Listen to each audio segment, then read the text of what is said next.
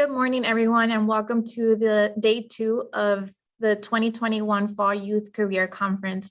My name is Elizabeth Mesa, and I'm a Workforce Outreach Specialist with Workforce Solutions. Our opening speaker for our final day is our Chief Executive Officer, Mr. Francisco Frank Almaraz. So Mr. Almaraz is responsible for the overall management and compliance of Workforce Solutions programs specified by local, state, and federal regulations, as well as coordinating the programs with the needs of the private and public sector.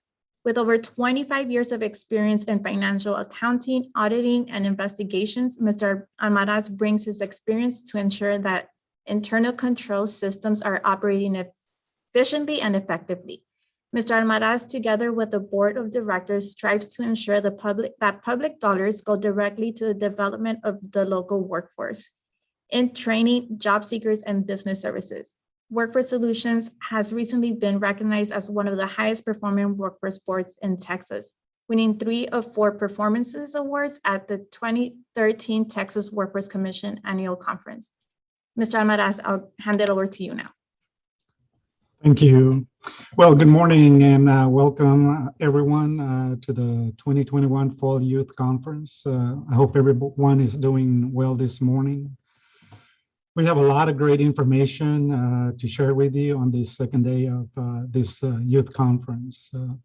Today's youth conference is held as part of the Careers in Texas Industries initiative. The initiative is designed to raise awareness about careers that are in demand. And in the Rio Grande Valley, the in-demand industries, those with the highest number of jobs are, number one is healthcare, followed by government, which includes public education, then retail trade, then accommodation and food service, and coming in at number 5 is the administrative and support services. All of these industries have many occupations, and these occupations all have different educational requirements, from solely a high school diploma to college credentials like an associate's, bachelor's, or higher. Each occupation also, pays different wages. So I would encourage all students to learn as much as possible about these careers that you are interested in, so you can make informed decisions of what direction you want to go into. Educators and school counselors who would like labor market information presented to your classes, feel free to contact any of our Workforce Solutions outreach specialists. We have 4 outreach specialists that serve 17 school districts here in Star, Hidalgo, and Willacy County. So feel free to contact any one of the 4 outreach specialists. The Youth Career Conference that we're having today is a career exploration event, and it's intended to help students, parents, and educators better understand the in-demand industry from industry professionals. So we're going to have several speakers to talk about what those occupations in this industries involve. Also the types of skills employers are looking for, and we'll also be providing other workforce related services that are available to students and parents. Today's youth conference is designed to support school districts, help students align their personal and career goals with the coursework necessary to graduate, and also to transition to college or employment. Today's presentation is divided into 3 tracks containing 30-minute sessions. The first one is career exploration, and it is designed to improve the students' knowledge about career options. Today, you're going to hear from employers working in healthcare, government and public administration, transportation, law enforcement, and human resources.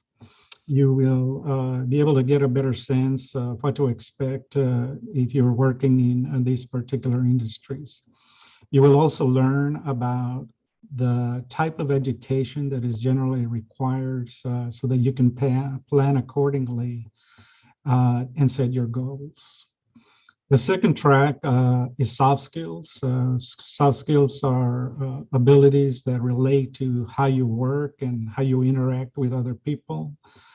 And we've conducted surveys with employers to find out what they feel is important to them, between technical and soft skills.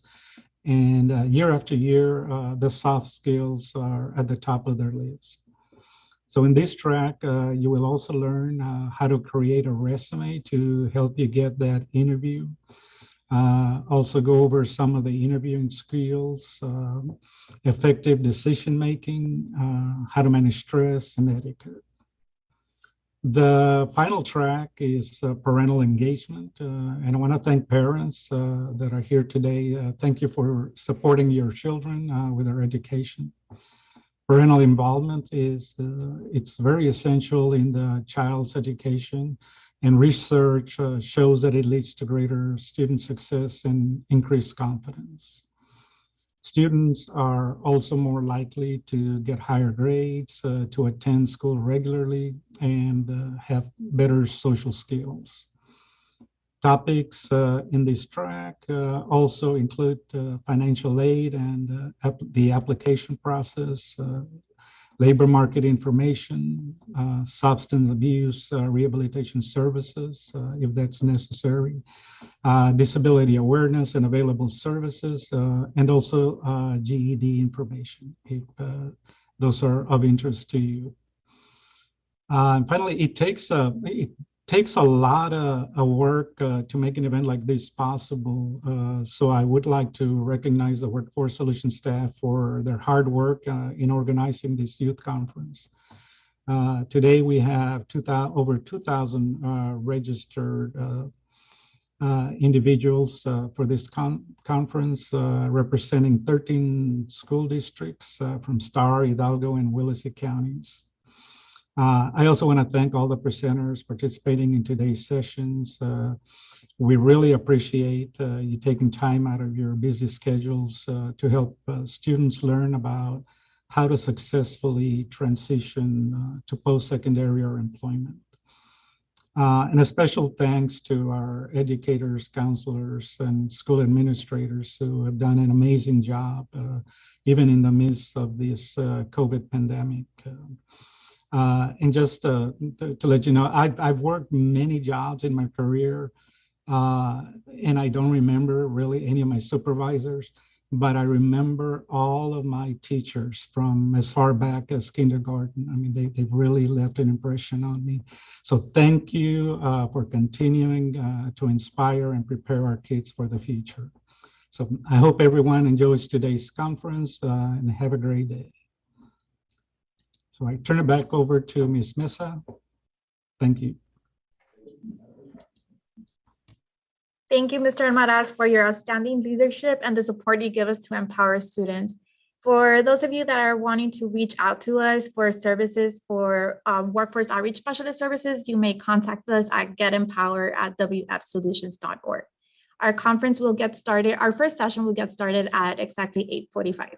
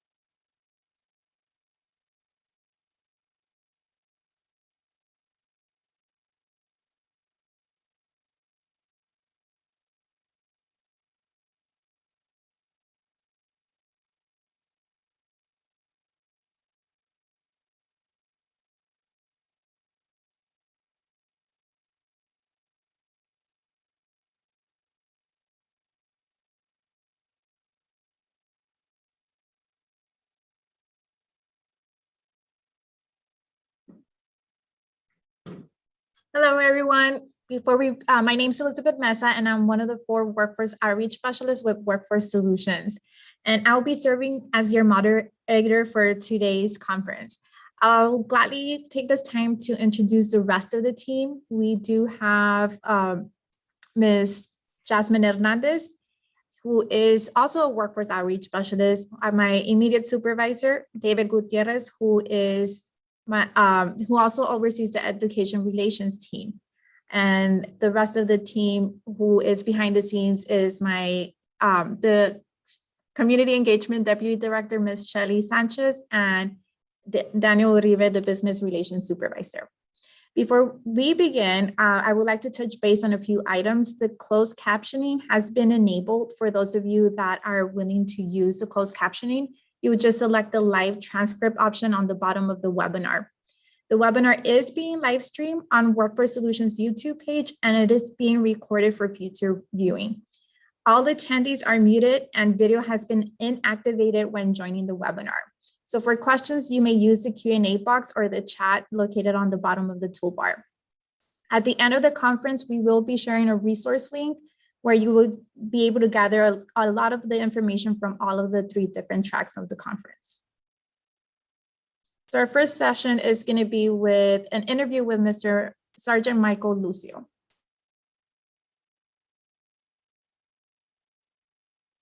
Mr. Michael Lucio is currently serving in the United States Army and has done so for the past 12 years. He was born and raised in Mission, Texas, and graduated from La Jolla High School in 2009. His job in the Army is an airborne field artilleryman. He has been stationed in Fort Bragg, North Carolina, Bamberg, Germany, and Fort Worth, Texas.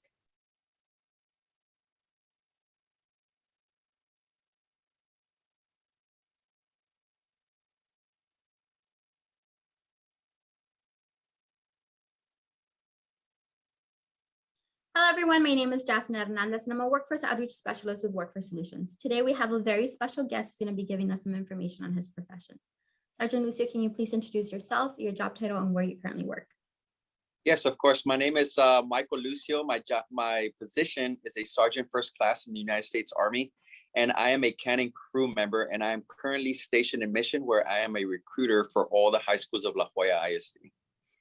That's super interesting. And when you were not a recruiter, what were your actual duties in the Army? So prior to recruiting, what I was doing was pretty much I was an airborne artilleryman. So basically, I would jump out of a perfectly good working airplane and get paid to do it. And while I landed, we would go ahead and assemble fires, and we would shoot in support of infantry units or stuff, or a lot of training. But essentially, my job in the Army when I'm not recruiting is shooting artillery. You said that you would jump out of airplanes. Was it hard to do so the first time, or were you like super ready? Did you have that adrenaline pumping in your blood? Yeah, the adrenaline was pumping. It just didn't hit me when I was in the airplane. So I was looking to the left, and I saw one of the instructors. He jumped out of the airplane just to test the wind. And I told my buddy to my right, I'm like, hey, dude, that guy just jumped out of an airplane. And lo and behold, 10 minutes later, we jumped out of the airplane. But you trust your equipment and you trust your instructors, very professional in the Army. So that gave me the 100% confidence that I needed, to know that everything was going to be fine. Okay, so I know you stated your position, but if I'm correct, or correct me if I'm wrong, there's many positions in the military or in the Army itself? Yes, that is correct, Jasmine. So there's 150 jobs in the Army. Out of those 150, only 11 are combat jobs. Now we have everything from the medical field, from STEM related, welding, plumbing, electrician, engineers, you name it, we got it. We are a self-sustaining force in the United States Army. So that's why we are able to maintain, just a high level of readiness in whatever, the field may require. So. How did you become interested in your position? So I became interested in the Army. I went to South Texas College for about a semester, and then financial aid was getting a little iffy, but that was not a big issue, but I didn't want to waste any time. So my brothers were actually, they were in wrestling. So of course, what I did is I followed their footsteps. And one thing that they did do after high school was they joined the US Army. And I was like, well, I know nothing bad comes, but everything good. So that's when I walked in the recruiting office about 12 years ago, where I work now, ironically. And yeah, I joined the Army. So I've loved it since. To join the Army, do you need any type of education, training, or background? Or is it where you join and they actually provide you that training? So in the Army, if you are pre-qualified with welding, certain certifications like EMT, you are able to get into a job that is related to what you are already currently doing. Now, assuming that you are a high school senior and you get ready to graduate, pretty much you take an Asvab test and that will qualify you. Out of the 150 jobs, it'll tell you what the Army thinks that you're capable of learning. And that could be anywhere, like I said, from the career field, like engineering and stuff. So yes, you do get to pick your own job and they will teach you from day one. It's the same thing as going to college, except the Army is paying you every 15 days to learn, that trait pretty much. For those of us that do not know, the ASVAB, is it kind of like an inventory assessment? The ASVAB is a lot of people hear about it in the high schools. They think they relate the ASVAB with the military, which is true, but essentially what the ASVAB is, it's an Armed Service Vocational Aptitude Battery Test. The Aptitude Battery Test is what it does is it gives you a good determination on what career field or what career path that you might want to be directed into. And just for an example, if somebody takes the ASVAB, doesn't mean you're joining the Army, but it will give you a good determination. For example, if me, I really want to be a math teacher, but I take the ASVAB and it shows that I'm not really good at math, but I'm amazing at science, then hey, it's going to start directing me, beforehand, before I start my college degree plans, that hey, I might want to look into maybe being in a science major, something like that. So it's just to assist you in whatever future that you want to do. And then of course, you can use it for the Army. That is super awesome. What does your typical day look like, or your typical work day look like? My typical work day, whether I'm recruiting or in the regular Army doing artillery, we're not always shooting field artillery because it's very expensive. It's like $100,000 per round. So we're not doing that every day. So typical work day right now as a recruiter, Monday through Friday I work only. Saturdays, Sundays I'm off, and 9 to 5. It's a 9 to 5 job. We do have weekends off. Like I said before, you could do whatever you want. We're not living in a tent somewhere in Mission. All right, there's no secret base here. I have a house. I have 3 weenie dogs, and we're just normal people. So yeah, a normal day for me is Monday through Friday, 9 to 5. And what I do is I go to the high schools and I present young men and women, the opportunity with the Army, how it can help them with their education or their future goals. What are some of the decisions that you have to make on a daily basis? The decisions I have to make on a daily basis as a recruiter are just determining whether the individual is qualified, right? So we have to see if they are legal residents, no criminal background history, arrests, DUIs, all that stuff are disqualifiers. And a lot of it is a determining factor with the recruiter. So we are the ones that there's a program in the Army called In My Squad. So what we have to do is kind of determine whether somebody is morally and physically fit to join the United States Army, because ultimately we can be working beside you if you do join. So those are the big determining decision factors that I got to make kind of on a daily basis with applicants. And talking about that, what is the most challenging part of your job? The most challenging part of my job is actually the most rewarding, and it's helping out kids. I'm from Palmview. I graduated from La Jolla High School, so it is challenging staying late hours because most of from where we grew up from, sometimes a ride is not always available. And some kids that we recruit out of they live in Roma High School, and a lot of those kids need rides, and no matter the time, we got to pick them up and drop them off. So I could be getting home maybe like 11 or 12 at night. That is a little challenging, but very rewarding at the end when they do get the opportunity to enlist in the United States Army. That is super awesome. How does success look like in your position? Success in my position, we'll speak in the Army general, but is promotions, right? There's automatic promotions from enlisted 1 all the way to enlisted 4, which is E1, 2, 3, 4. Now, once you want to become an enlisted 5, that's basically a sergeant in the Army. And that is based off potential. If you do not have potential, or you don't like getting told what to do, not in a really bad way, but if you kind of roll your eyes, your leaders see that and they kind of like, hey, like, how are you going to set that example for others to follow? So that's the Army's real big on how are you going to prepare others to take your position. So, and then vice versa, with my leader, he's training me to take his position. So success in the Army is just, being on time, being at the right place at the right time, being in the right uniform, and just respecting and have a keen sense of what to do or say when others, are not looking. So it's a good. I love the fact that you mentioned all those soft skills. So staying in the topic of soft skills, what other skills or attributes are needed for someone to actually join the Army when it comes to things like that? Well, when it comes to things like that, we would have to say, just would it being, depend on the occupation that they go in, or it's in general? Like everybody, I know that if you're in boot camp, you have to wake up at a certain time, right? So time management is very crucial. So like when it comes to that, would it be like a blanket all over the Army, or it would actually depend on their position?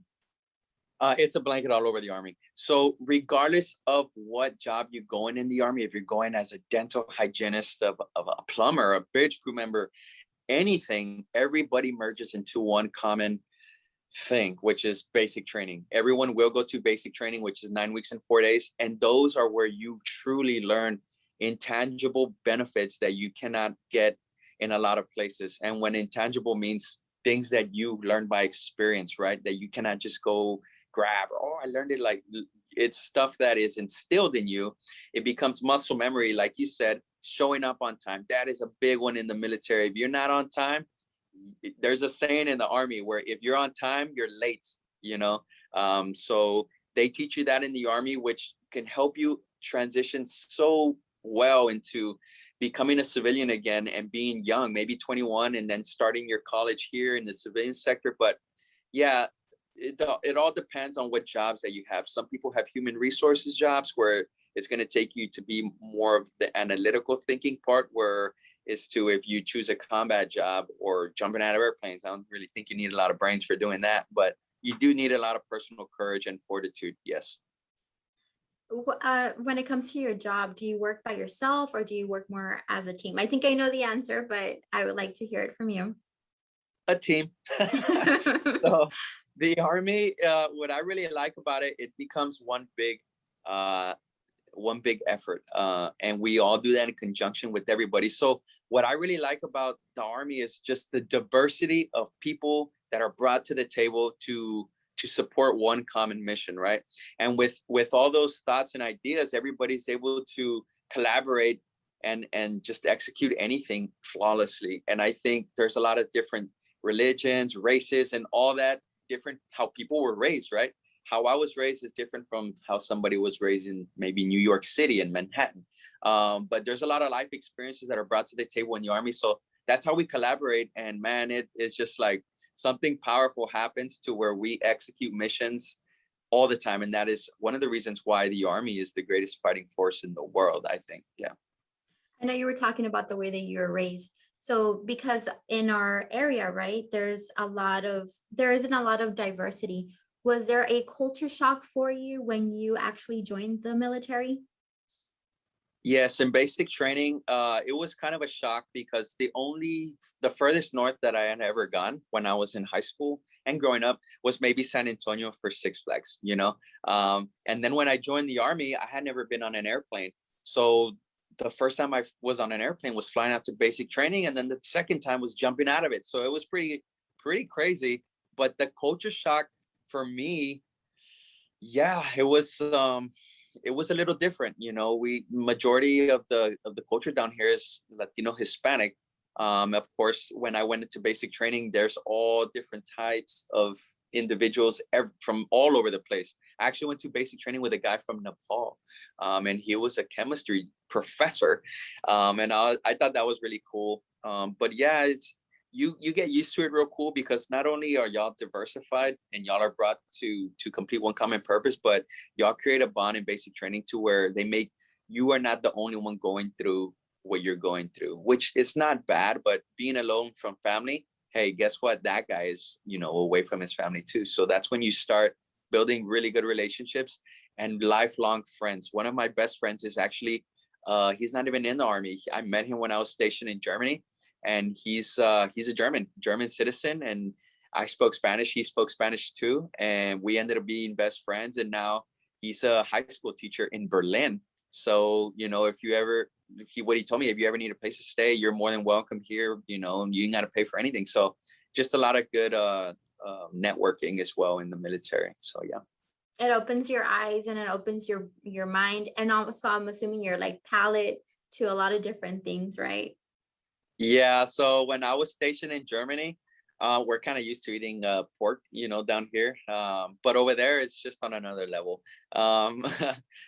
Just tasting different cuisines. So I've been to various different countries. When I was in Germany, I'm a big foodie, so I love eating different kinds of foods. So I went to France and ate snails. Who would have thought, right?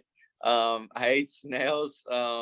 I went to Spain, Barcelona, Austria, Italy, Slovenia, Hungary, Czech Republic. I've been to a lot of different places, and one of the things that I really enjoyed doing there was just going to hole-in-the-wall restaurants and actually just seeing what they got to offer. So I thought that was pretty cool.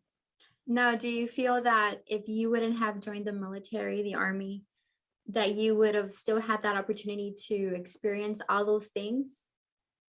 Most definitely not.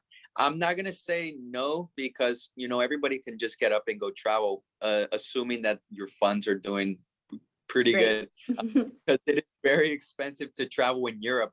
But yes, the army did put me to live in Europe while I was getting paid to live there.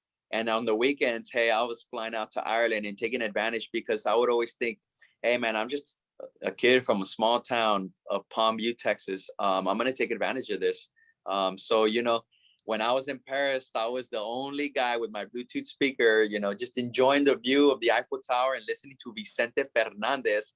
And people were looking at me like, what are you doing? But, I was, just feeling at home while I wasn't at home. What other individuals do you work with? I know that you are a recruiter, so you work a lot with the community. Can you kind of let us know who those individuals are, like maybe like counselors or community partners? Yeah, so relationships is a big thing in recruiting. Since I did graduate from La Jolla, the transition into La Jolla ISD was very smooth for me, and I was very fortunate of that. But yes, we do. Counselors are they're our best friends, because without them, a kid cannot even start the process to join the army. And another big one is transcripts. Office of the Register. They are very big, and your attendance clerks. Now, when we start talking the city, like missions, Chamber of Commerce, that is a big one as well. We have a lot of relationships with Soul Racing. What they do is they do the 5Ks or the 10Ks at the Mission Hike and Bike. And what we do is, we actually volunteer to do that. So yeah, community relationships is a big thing. And it's not just for the Army. I always tell, any of the staff in the administration as well at the independent school districts, hey, if y'all need me just for helping out or for handing out free meals, I know because this whole COVID, let me know. I'm not here just to recruit. I'm here to help out everyone. It's, essentially for the community. So. Do you believe that networking is essential for your position? It is very essential. Networking is essential for any position that you may be in. The more people I'm not saying it gives you the upper hand, but it does help. If what you want to learn as a life skill is being resourceful, because without being resourceful, you are not going to get anywhere. You're not going to get anything done, and no one's going to trust you, and you're going to be unreliable. So being resourceful and just having that due diligence to do what is right, like I said before, when no one is looking, having, there's a thing that we have, it's called integrity.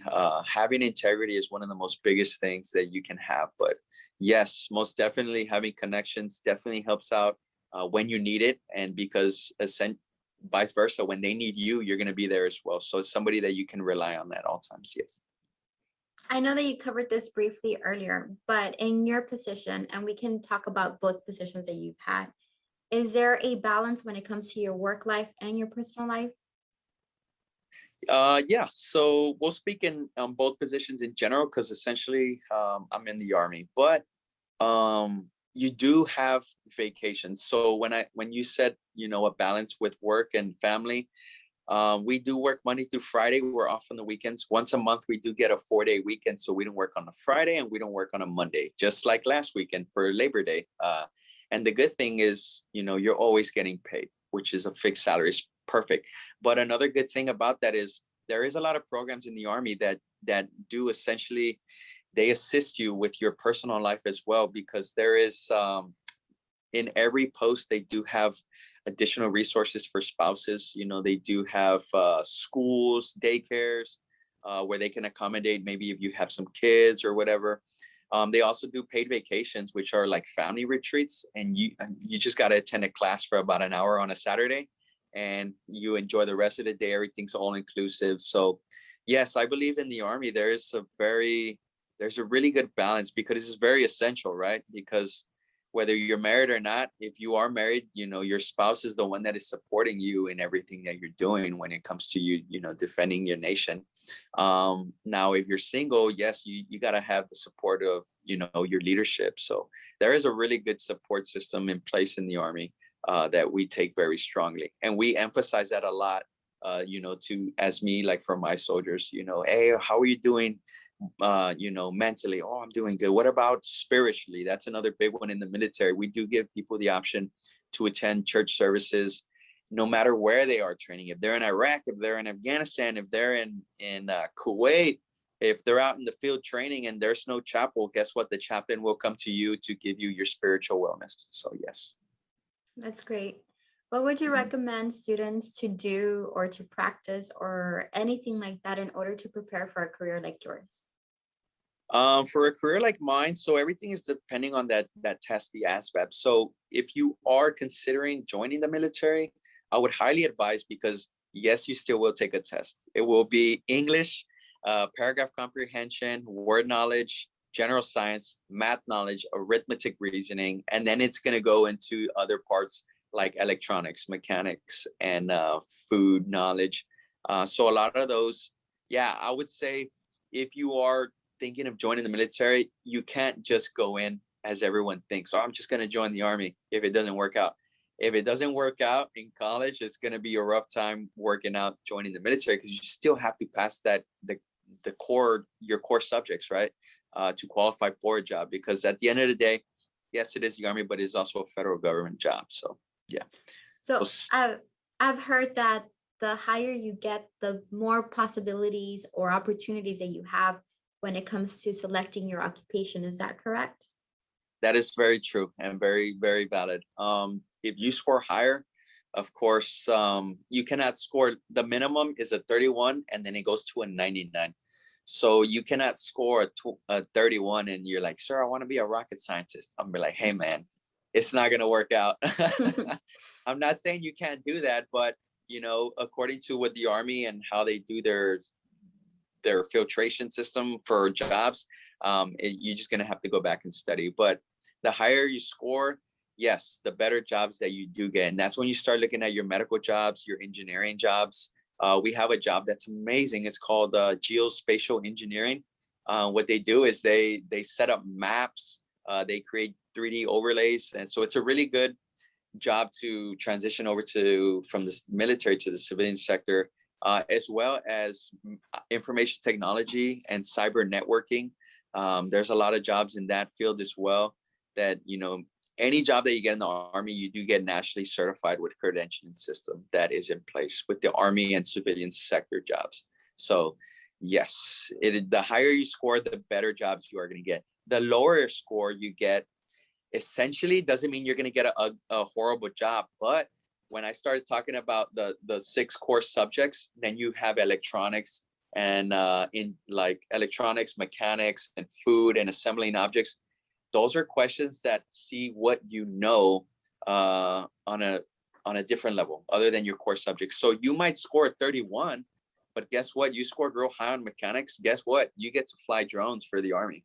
So essentially, it doesn't, if you score low, it doesn't mean that you're going to get a, you know, a horrible job. I would say horrible, but not so good job.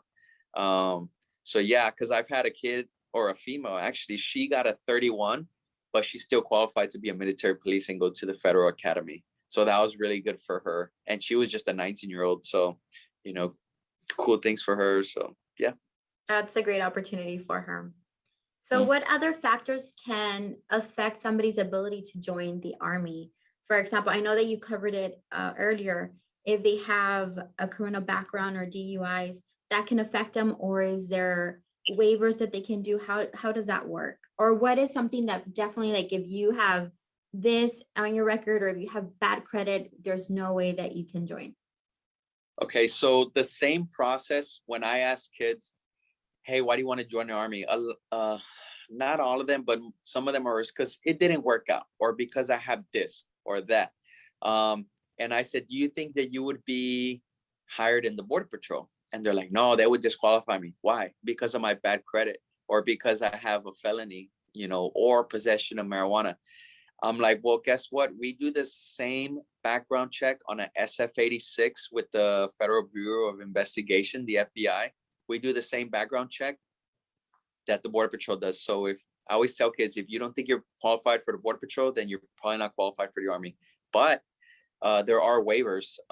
If you do have a DUI and everything is closed out and it's dismissed, and you have the paperwork and you're not on probation, you can still join the Army with a waiver. Now that will disqualify you from certain jobs, like medical jobs, IT jobs, stuff that require a secret clearance. You're not going to be granted that for initial entry. No.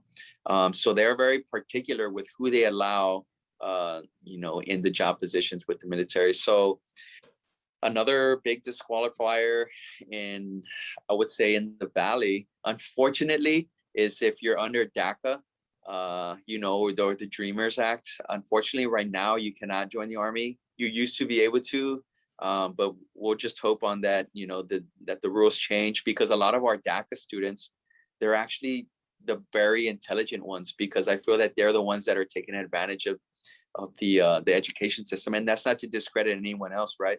But a lot of trends that we've seen are our DACA students are actually very intelligent when it comes to the Asvab. But yeah, if you have a resident card, you can still join the military and you will be granted U.S. citizenship in boot camp. So I think that's a really good benefit. So yes, there are some prerequisites that will disqualify you from the Army, such as height and weight as well. If you're over height and weight, and if you fail the height and weight, depending on your age and your height, then we'll go into another bracket where we'll measure your body fat. And if you're 18 to 21 years old, for females are allowed 30% and they can join. And then for males, it's 24%. Anything over 24%, we'll just have you, attend our training program or whatever, and we'll get you to lose weight, and then you can join the Army. What is the best career decision that you've ever made? The best career decision that I ever made was just recently, actually. I applied. I am an enlisted soldier. I'm a sergeant first class. I am not an officer at all. I didn't go in as an officer initially, but that was always something that I wanted in the back of my mind. So 12 years later, right? This on the first was 12 years. I submitted a package just recently to become, or to try to be, a warrant officer. And what a warrant officer does is they're essentially commissioned officers. So the career change is just that dynamics are black and white. You go from, I'm getting paid fairly well, like pretty good, but it's gonna skyrocket just off of that. And I would say, yeah, one of the best decisions I made in my Army career, for me personally, is applying to be a warrant officer and getting accepted with the school date of next July. So from what I know, me and one other individual who graduated in 2003 from La Jolla are the only ones who have ever been accepted into becoming a warrant officer. So me being from La Jolla, or from graduating from there, I think it's like awesome that, I joined, just another fellow alumni who was one of the only who is a warrant officer in the entire Army. So I think that's really cool.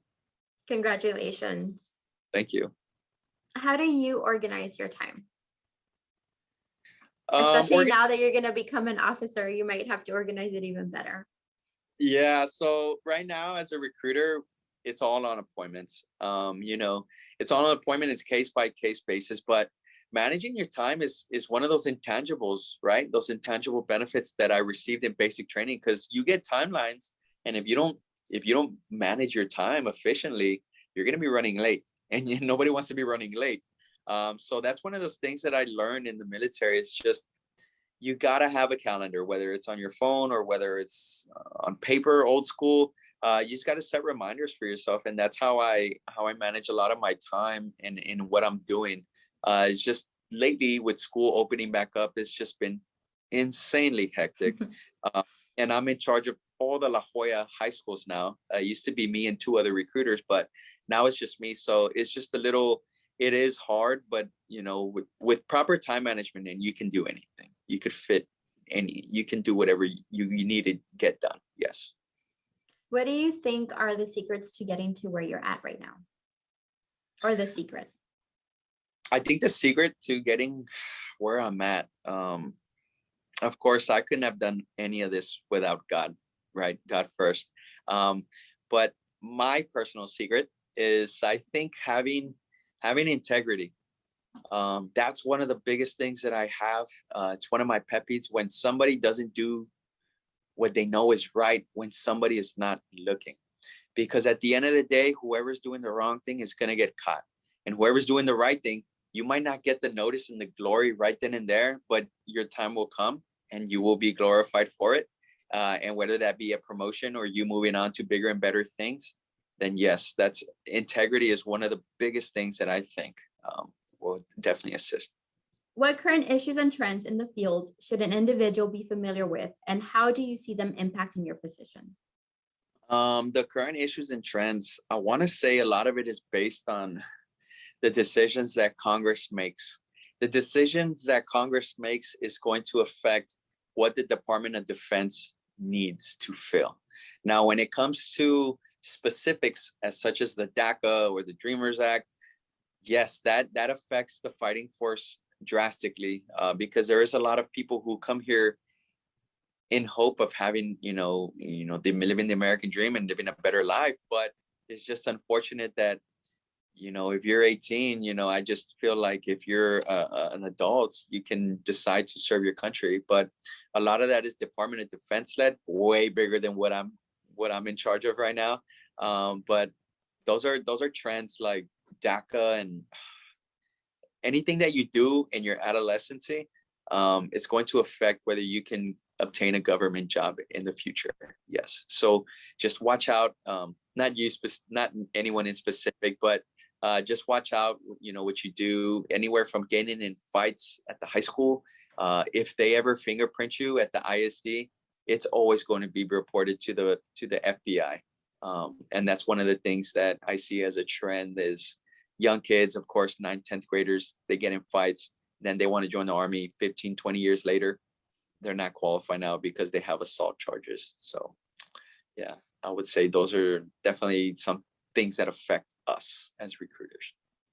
Thinking back to your very first job, how did it help you with your current position?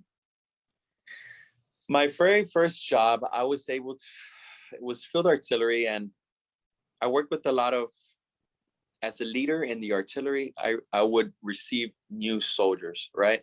And sometimes I just wouldn't understand them, like, well, why are you like this? Or why do you think like that? But I was already a 26-year-old. But now as a recruiter, I'm interacting with these young kids, right? They're 17, 18-year-olds. So now I kind of see the different spectrum, right? I can see them as they're like wanting to join the military, and then I think back to how when I was receiving them, I'm like, man, what, didn't y'all learn that in basic training? But you just got to have patience with everybody, and that's one thing that then has helped me, and now is just having patience. Not everybody knows about the military, so you can't just be barking at everybody, right? So yeah, that's one big thing that it has assisted me, because in my job, it takes a lot of like, hey, it's gonna get done no matter what. In recruiting, you know, it is what it is. You just gotta have patience, and you gotta be aware of your surroundings a lot, just to know, who's around you and stuff. So, Do you have any last words for the students? yeah, I would say if you are considering joining the military, or not, just do everything at 100%. I'm not here to tell you to join the Army. It's a wonderful opportunity, don't get me wrong. But if you are going to go to college, stick to college and don't give up. I understand you might need to get a part-time job. Don't get comfortable with your part-time job. Don't let your manager give you more hours so that you can say, this is really good money. I'm going to just stop going to college for this semester. I'll do it next semester, because it's not going to work out.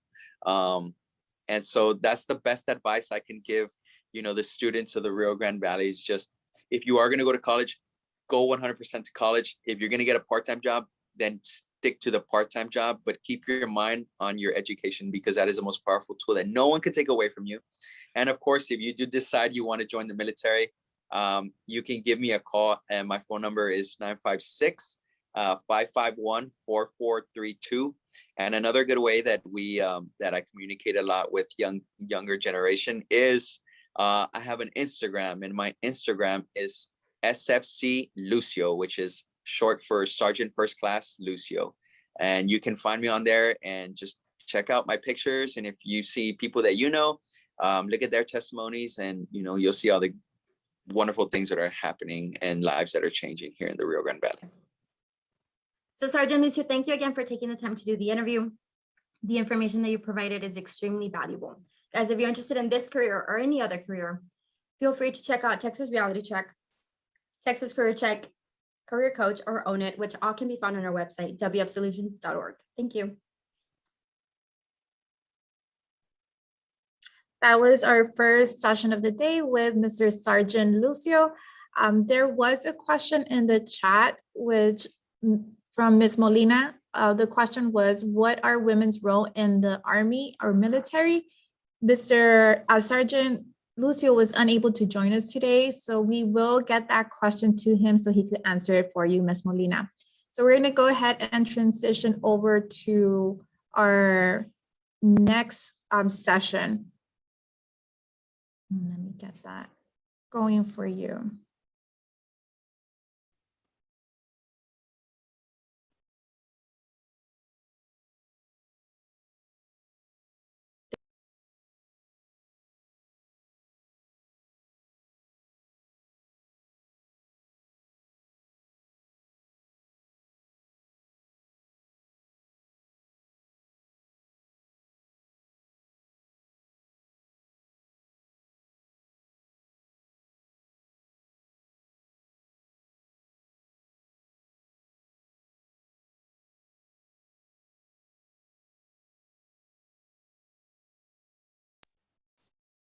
We are having technical difficulties with the video, so we will continue shortly.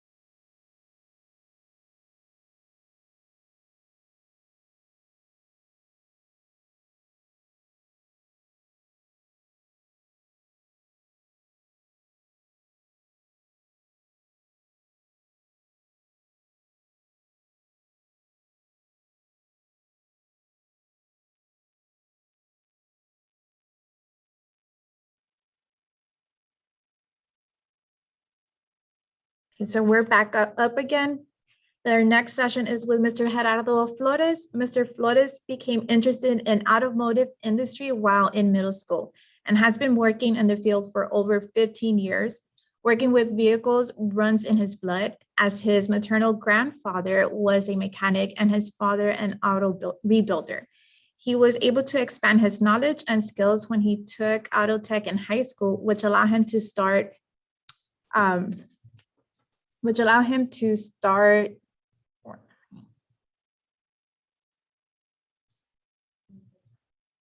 doing side jobs after high school in his father's shop in Mexico. He realized he was good at what he did, which pushed him to open his own business named RT Performance and Tuning. He believes that knowledge is power and strives to be up to date with the latest technology and industry in order to provide the best service for his customers.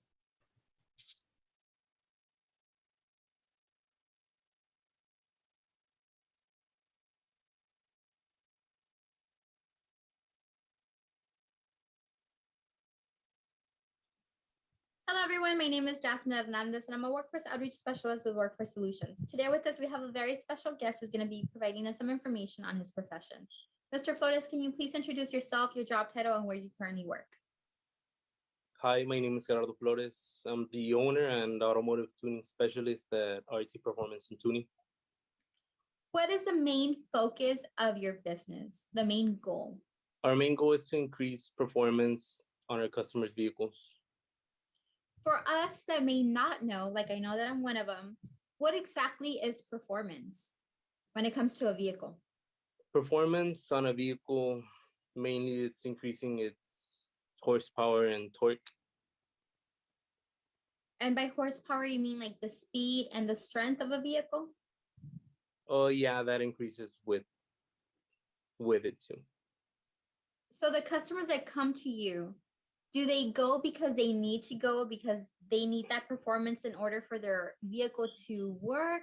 Or is it because they wanted it and it's more of a luxury? Yeah, it's a luxury. Increasing a vehicle's performance, it's expensive. So you don't need to. You just want to. And people want to do it because what do they do when their performance is increased? Do they go to the racetrack? Is it to show it off to their friends? Is it so it can sound louder? Yeah, the three of them go into that. When you start modifying a vehicle and you know it's fast, you start going to the racetrack and you would just show it off because I think it's cool to have a modified vehicle. Now, when I think of modifications, I think about something that I can visually see. I can see it. When vehicles are modified for performance, is it something that they can see, or is it something more that they can feel and hear? All of them. Depends what gets modified on a vehicle. Recently, I installed a supercharger on a 2010 Challenger, and there's an extra part there on the engine. So I know that you stated that there's a performance part there. So what exactly does that performance part do? What does it change in that vehicle? What exactly is a modification? What a supercharger does, it forces air into the engine, which creates boost, which increases the engine's horsepower and torque. I know you had stated before our interview that it increases by a lot. Can you give us an example of like the range? Yeah, if the car had 400 horsepower at the wheels, and after adding 8 pounds of boost, it can go 480 horsepower. So I know that you work as a specialist, right, for your occupation besides being the owner.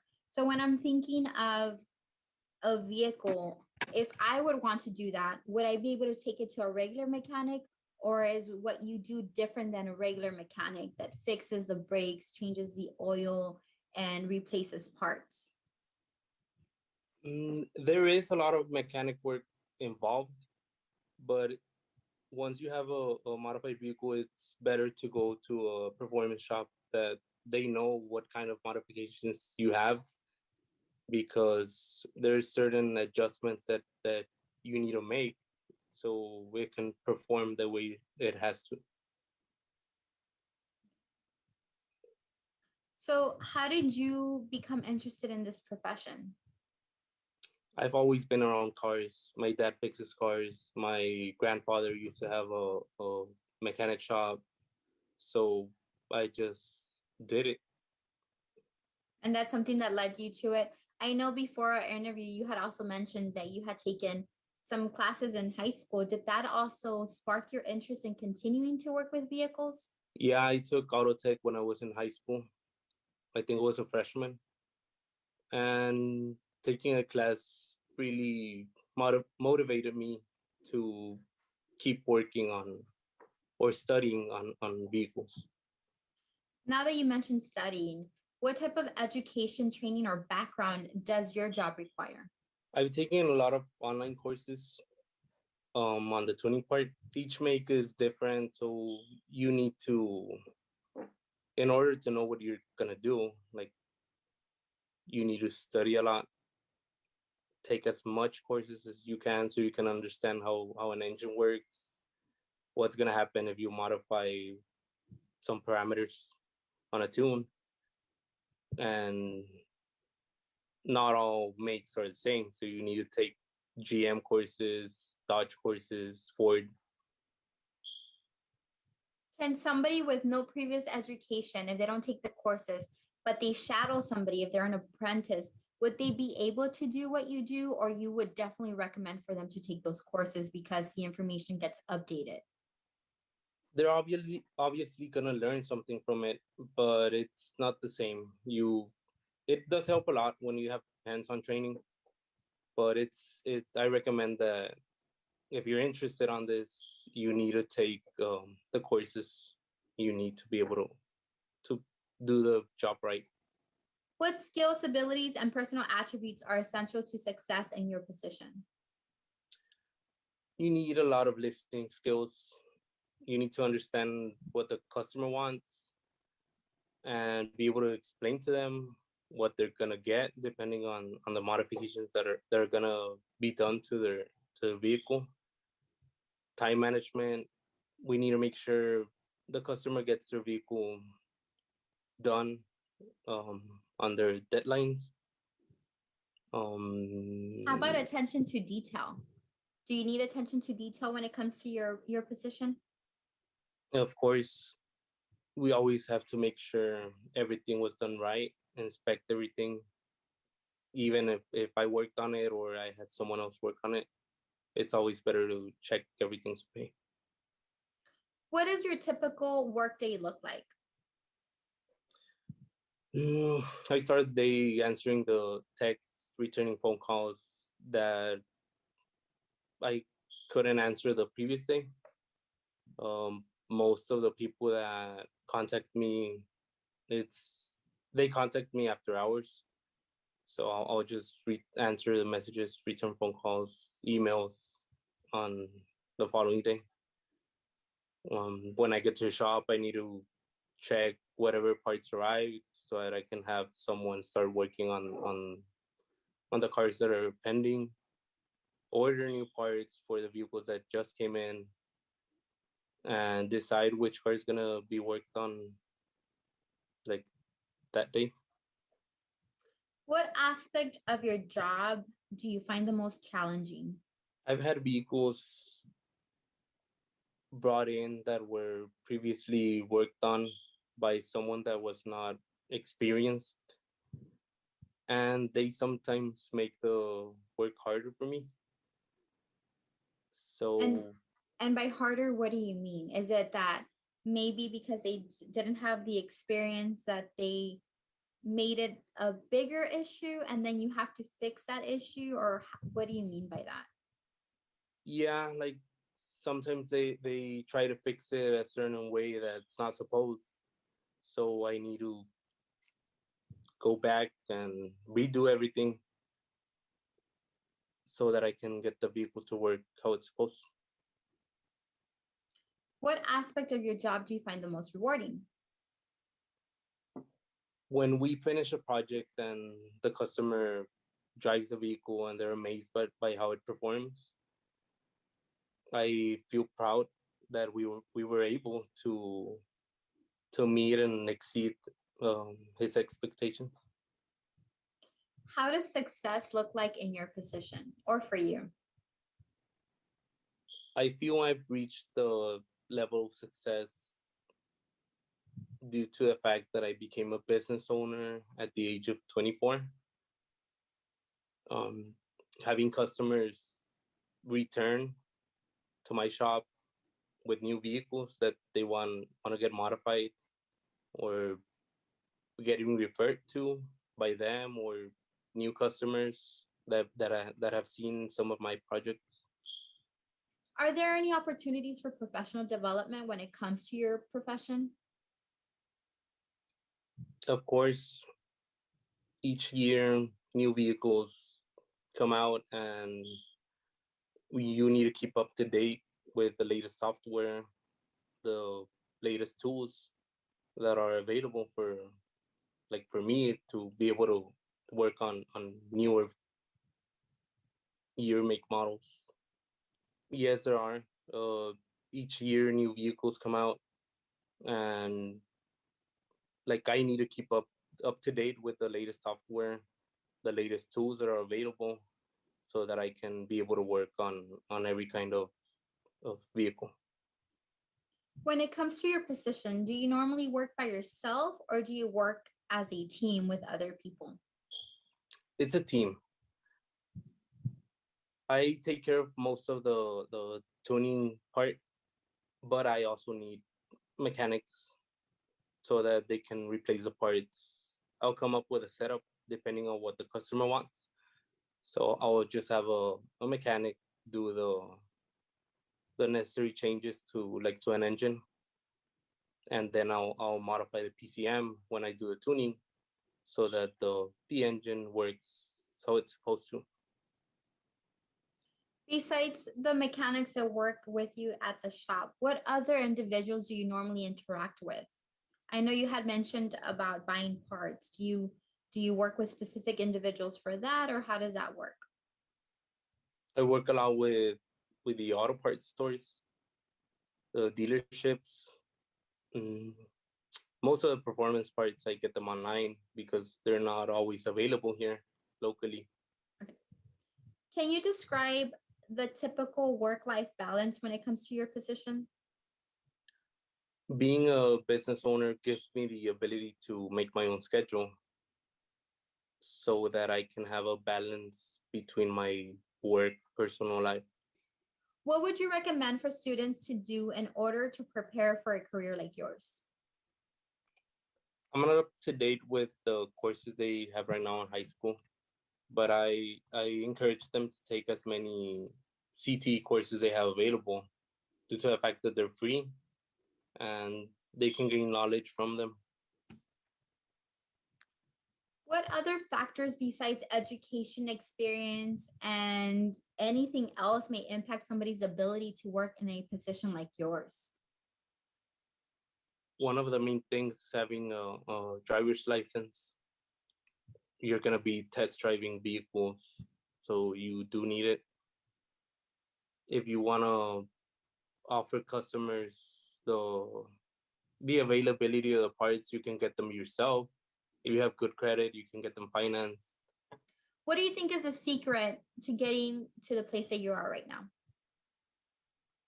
Mostly ambition. I like money. Can you explain that? I know you're laughing about it, but can you explain that? I know before the interview, you did give me a little backstory on how when you were younger, you were doing little side jobs.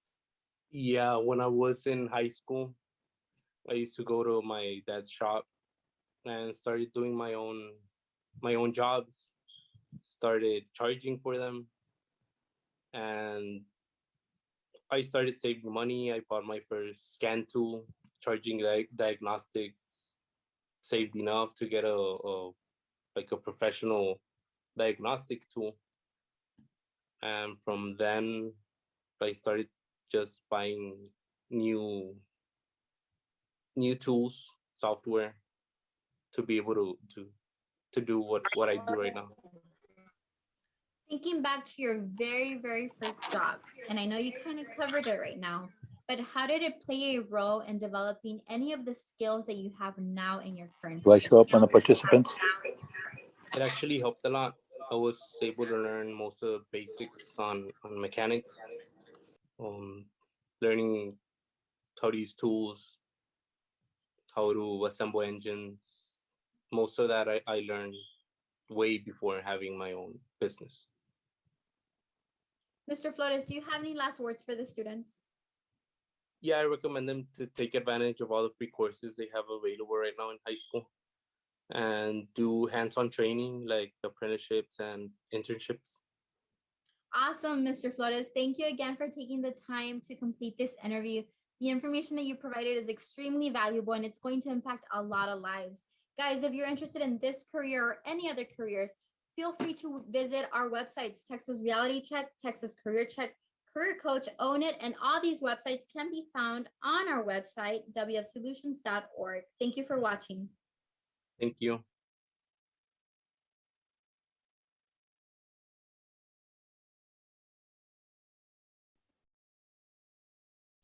So Mr. Flores was able to join us today for questions and answers. If any of you have any questions, you may use the Q&A box or the chat option to ask any questions for Mr. Flores. He also shared with us a few pictures. Mr. Flores, do you want to talk a little bit about the pictures that you shared with us here today? Yeah, the 2012 Camaro that was brought in for a supercharger modification. Which of these two is the before and after picture? Because I'm not too familiar with vehicles. They're both the after. They're They're the after because the car had been previously worked on. But I had to take everything apart because it wasn't installed properly, and I had to redo everything again. But that's the final way it was working fine. Like when I finished it. Where were the modifications that you added? Just the center part of the engine, like all that on top, that is a supercharger. Actually, it's a Z01 supercharger. How much did it cost you to rebuild this? I charged the parts. The parts the customer bought them, but he must have spent about $7,000-8,000 on it. Oh, wow. And for manual labor, if I may ask, how much would you typically charge for something like that? If I would have done the job since the start, it's around $1,800 to $2,500. But this particular customer, I charged them like $2,800 because I had to remove everything and then redo it. We have a question on the chat, Elizabeth. It states, how much do you make in 1 year for your career on average? There is a student that is asking, or Ms. Lopez is actually asking for a student. She's asking, my students are asking, how much do you make in 1 year for your career? Oh, it depends. But right now, like this year, it's been kind of good. I've been making about $2,500 a week, free.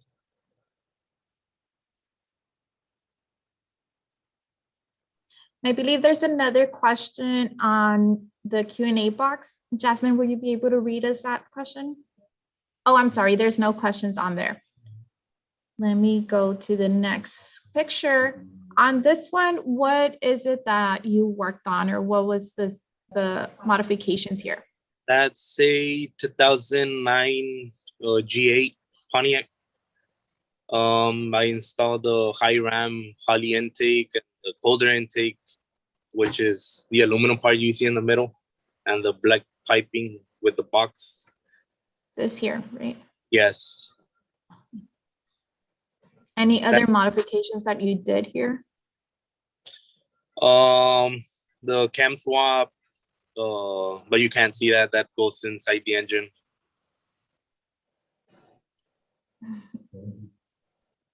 What improvements does that make to that vehicle? I was able to increase, like with the high ram intake and the cam, it helps out like with around 55 to 60 horsepower. We have a question from Ms. Sanchez. She is asking, in your career, how important is it to keep learning about new auto technology? It is very important. Like every few months, software updates are available, and sometimes you just get a new car, and if you're not up to date, you're not going to be able to work on it, or you're not going to be able to do it properly.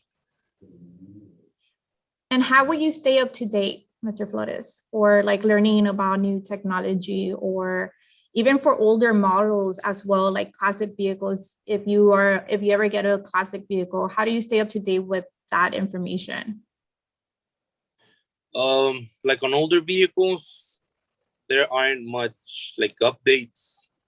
You just need to, like, if you're gonna work on it, just try to learn whatever modifications you're gonna do. Just study that. And on the newer vehicles, like on the softwares I have, the companies, they'll just send me, if there's an update, they'll send it through email, so that I can be up to date.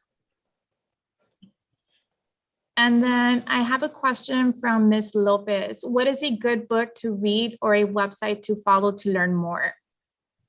Most of the courses I've taken are from the tuning school, the ones that I did on my own and online, but there are many other schools available for, like, to be able to learn how to do custom tuning. What is the name of the tuning school? That's the name, the tuning school. Oh, okay. I'm sorry. Yeah. And what is, Ms. Lopez also has a second question. What is the best part of your job? Driving nice cars, being able to test drive them, and the customers always want me to go with them to the track, and they'll let me test drive them, and I get to use them. Let's go to the next picture. What is this? What year is this vehicle, and what modifications did you do? It's a Chevy C10. It's a 1985, and it has a 2000. I did an LS swap on it. It has a 2006 engine on it. Plus, we added a supercharger on the engine. This mainly gets done by people that like classic cars or trucks, but want to have the performance of a new vehicle. They'll just get a swap done.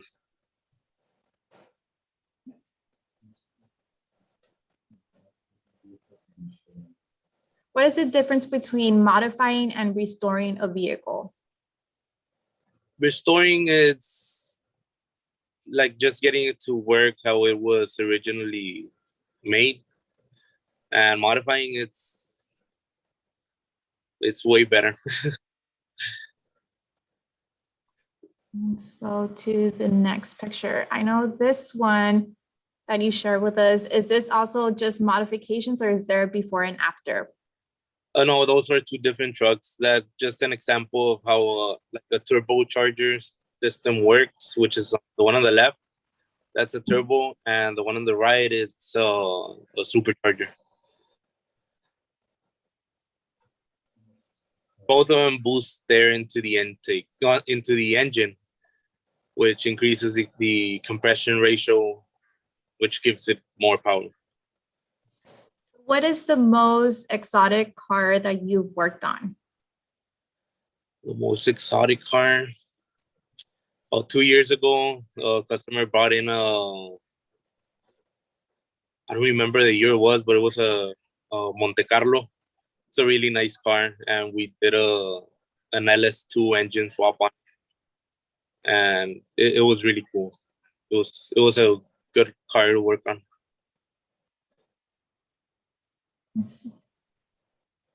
And on this, to be honest with you, I thought I was looking at something, a part of the engine. And I was telling my coworker, like, is this picture upside down? She's like, no. So can you explain what this is? This I was trying to like to tell Jasmine when I showed her this picture. You're not only like when you add horsepower to a car, whatever modification was done to it, they're stronger, they're faster. You also need to upgrade like your brake system and your suspension, just to have good drivability. And that will be this section right here, the red, and not the, is this part of the modifications that you did, the red portion on it? No, that's a stock part from the car. That's a brake, but that the spring, that's a coilover. What do you call it? That's like part of the suspension, and like the brakes. What got upgraded here? It's the discs. They're air cooled, which is the lines and the dots you see there. Those help the disc stay cooler, so that brakes work better. They'll perform better. Did you have to create those lines and dots in it, or the Zach come like that? I just ordered the parts and swap them. Oh, okay. And I know you also shared a small video for us as well. What is this video of? This is a Challenger I installed the Vortex supercharger on, and I just wanted for them to hear the sound that it makes and to see it in the car. Okay, I'm gonna go ahead and play the video.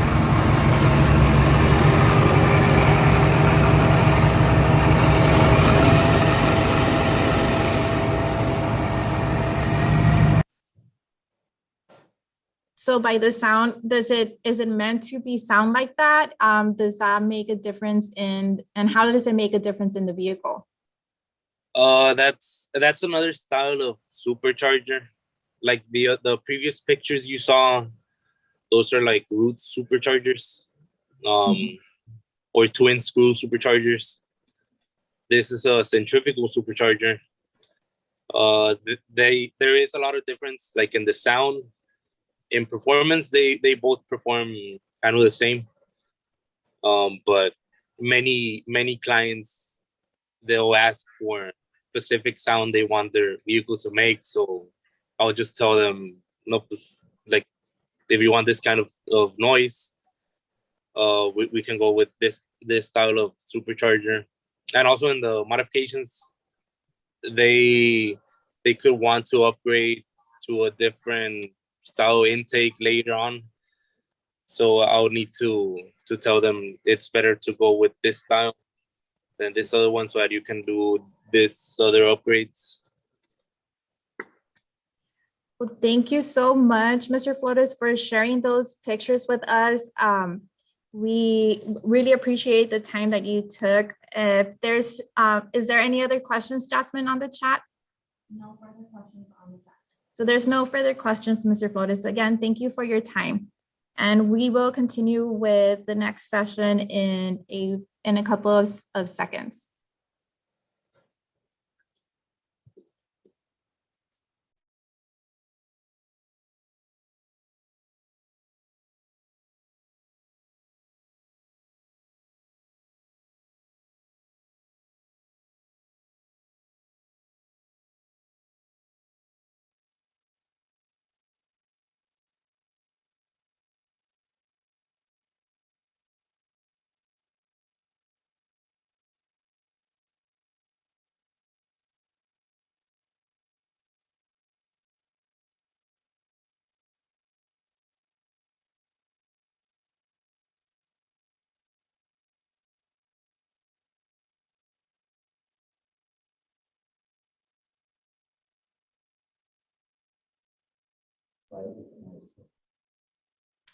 So our next interview is with Ms. Sergeant Maria Martinez.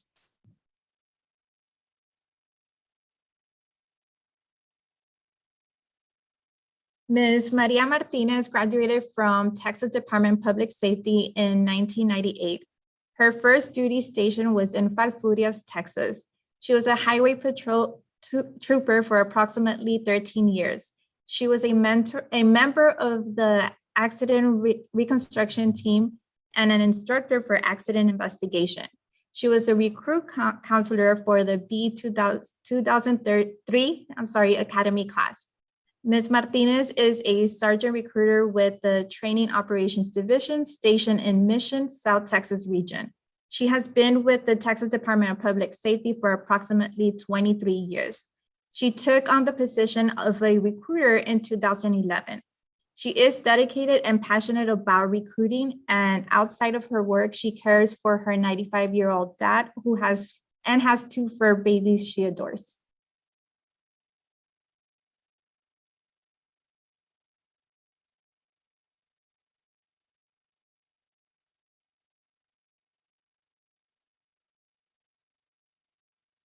So hello everyone, and thank you for being with us today. My name is Mirna Irene Garcia, and I'm a Workforce Outreach Specialist with Workforce Solutions Lower Rio.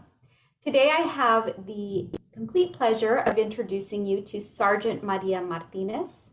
I'd like to thank you, Maria, so much for joining us here today and for agreeing to do this interview for us. So the first question, yes, thank you. The first question I'm going to get started with is, how did you become interested in this particular occupation? Okay, so I started being interested at a very young age. I remember being in a junior high.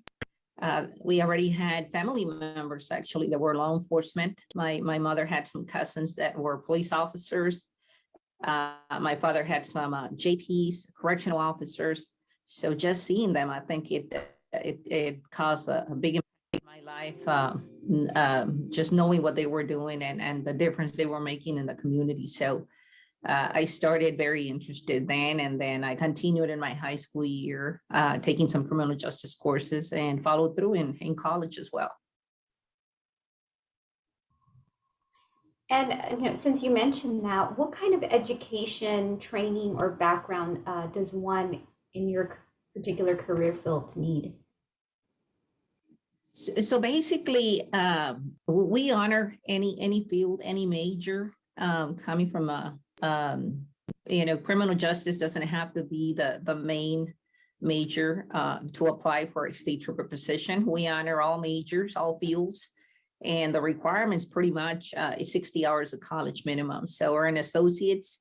We do space stipends for having an associate's, a $50 stipend, and $100 for a bachelor's, $150 for a master's. But we don't have to be in the criminal justice field. Now, the training actually, once we go through the hiring process, then we get sent to an academy in Austin, which is the only one that we have, and it's a 27-week training academy. So what kind of skills, abilities, or personal attributes are essential to success in your career field? Yeah, so some of them are pretty much we gotta have good moral values, integrity mainly to be a police officer / state trooper, be able to respond, make quick split-second decisions. We gotta be assertive, resilient. We had to have physical stamina, obviously, because we are in a very dangerous career position. And initiative is one of them also as well, good communication skills, interpersonal skills. So all those are skills that are needed to be a police officer or a state trooper. That sounds like quite a bit of responsibility. So what is a typical workday like for you?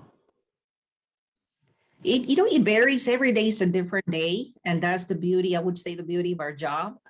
One day it could be from just making traffic stops, regular traffic stops. Another day it could be making a traffic stop and then working in 3, 4, 5 accidents in a day. Another day could be accidents and a pursuit. Another day could be God forbid, but we do have struggles. So it's every day is a different day. So tell me, Sergeant, what kind of decisions are you needing to make on a day-to-day basis? Does it vary, like you're indicating, based on the responsibilities, or are there some really, stressful sort of decisions that are sometimes needing to be made as well? Yes. As a matter of fact, when we're out on the road, decisions as to, first of all, we got to think about our safety, the safety of others. When we do have a pursuit, we got to make that decision, which are very hard decisions, to terminate it at some point or continue the pursuit due to the cost effect it would do if we continue. So that's one of the decisions. On a shoot, not shoot situation, and if we have a struggle, then we got to make a decision. Okay, am I going to need to pull out my taser? Or this is something that could be handled just verbally? Is it something that I'm going to have to pull a weapon and shoot? So they're very, very hard decisions that you got to make on a day-to-day basis. Just a simple fact sometimes of making a traffic stop and it's not in a safe area, then we got to make that decision as well. Is it worth it, me making that traffic stop, or wait until all traffic is cleared, I have a better area, or just let the violator go and so we won't cause any accidents or make it bigger. And can you tell me what aspect of your job do you find the most challenging, and also what do you find to be the most rewarding?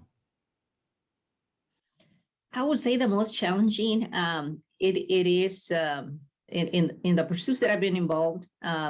Luckily, of having had a bad struggles. Basically, the violator, I arrested him, and we didn't have to do any more. But I would say that that's probably the hardest, getting in a pursuit, and it's going through all these emotions. You're fearing for the public around you. I'd say that's probably the hardest, the most challenging. Again, making those decisions, whether terminate it or continue. And also the most rewarding would be for me, it will be that just making a difference, especially when we arrest a drunk person and we know we didn't kill anybody that night. He went to jail, or just getting a load of drugs, and we know he didn't make his destination and hurt our kids or our communities.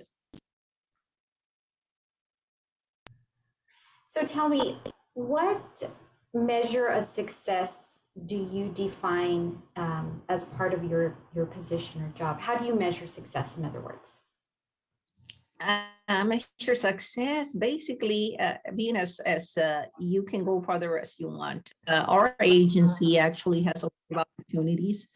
So sky's the limit. I'd say, we go as far as we can. We have different ranks, and we have very numerous specialized units. So basically, a trooper position is not the only thing that DPS offers.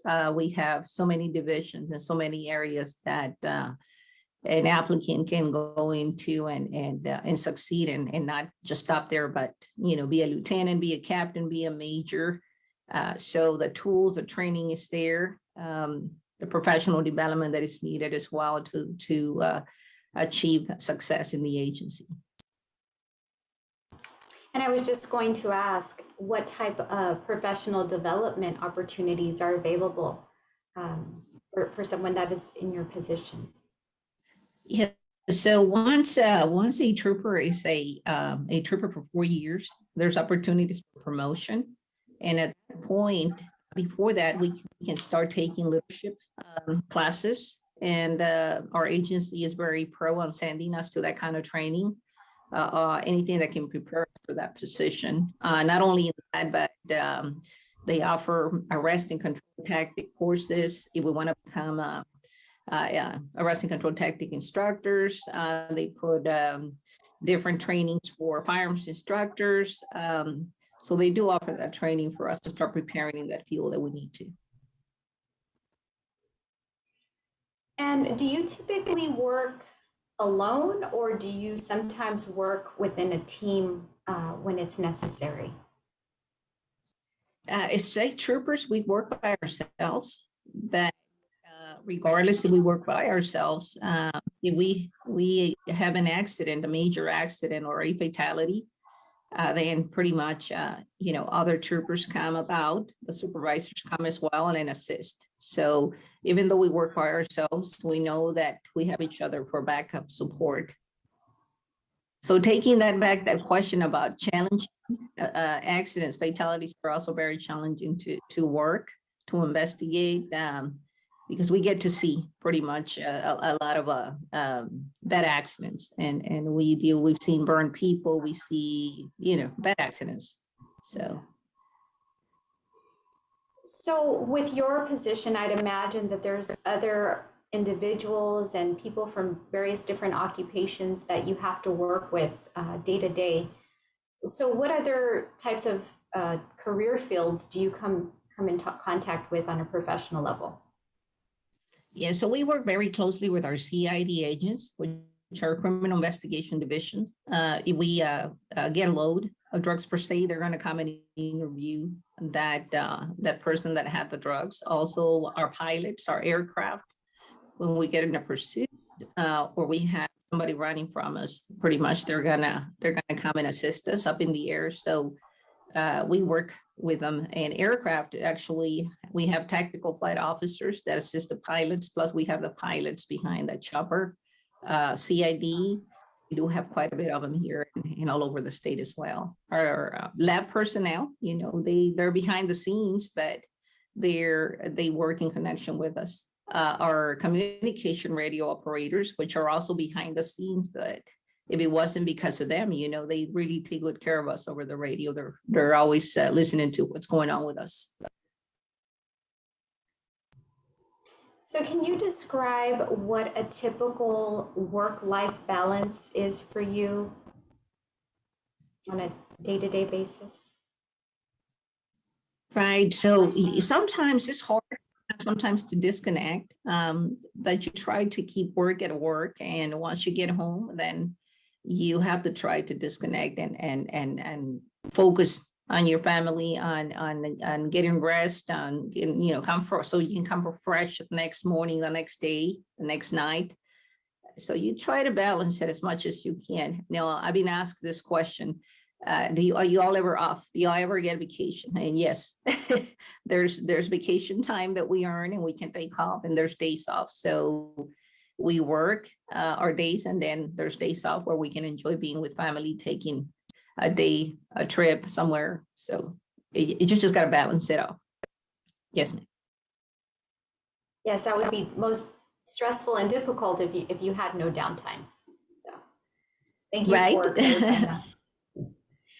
Yes, so I was also going to ask, what would you recommend to students in high school or even in college that are preparing for a career in your field? What kind of recommendations would you offer them? Yeah, so I recommend that they, at an early age, they start taking care of their background, their driving record. Once they start working, that they keep a good work history, job stability, and being responsible, pretty much, show maturity. That's what we look for in a state trooper, that they stay away from drugs. We have disqualifiers, and one of them is that we see a background, a pattern of drug usage is disqualifier. So keeping a good driving record as well, and pretty much their career, having an education, completing their bachelor's or associates, and not only their associates, but going farther than that, their bachelor's, their master's, never stop learning, but definitely to keep a good background, maintain their integrity, stay away from bad company, and just focus, be dedicated to their goals.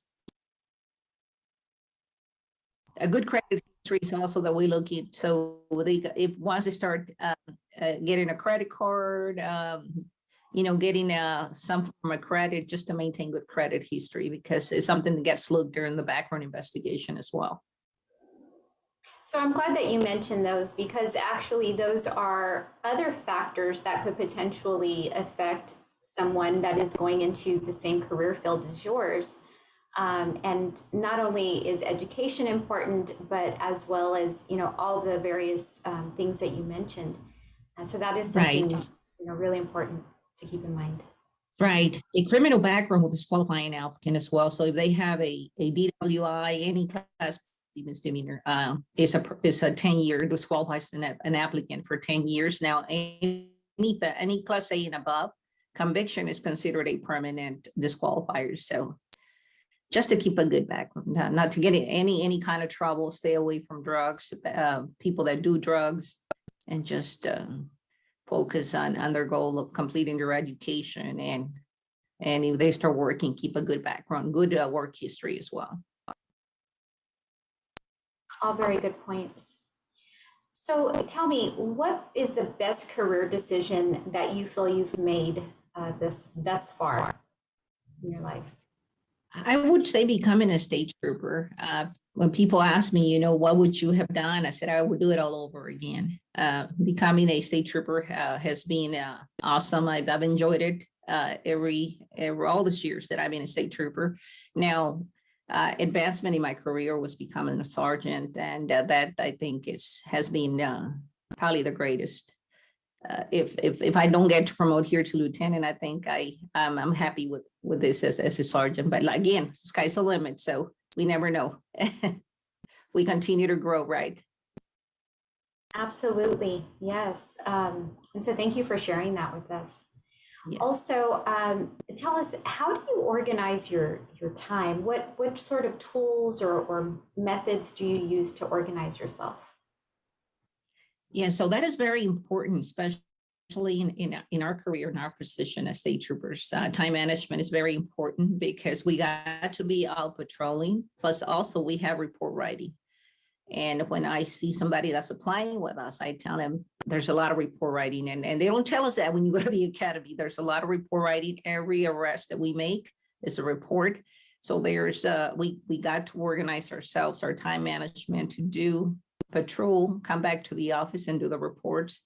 The way I do that, I have a calendar where I keep everything that I need to do. Plus I use my Outlook as well. And I put it there, every reminder I put it there. I use stickies, but then I prioritize. So if I have something that is due tomorrow, then that's my focus. If I have something that is due next week, well, I start prioritizing what is that I need to do. But time management is very important. Yes, definitely. That's how I manage my time. Prioritizing. Okay, this is due tomorrow. Okay, let me work on this first.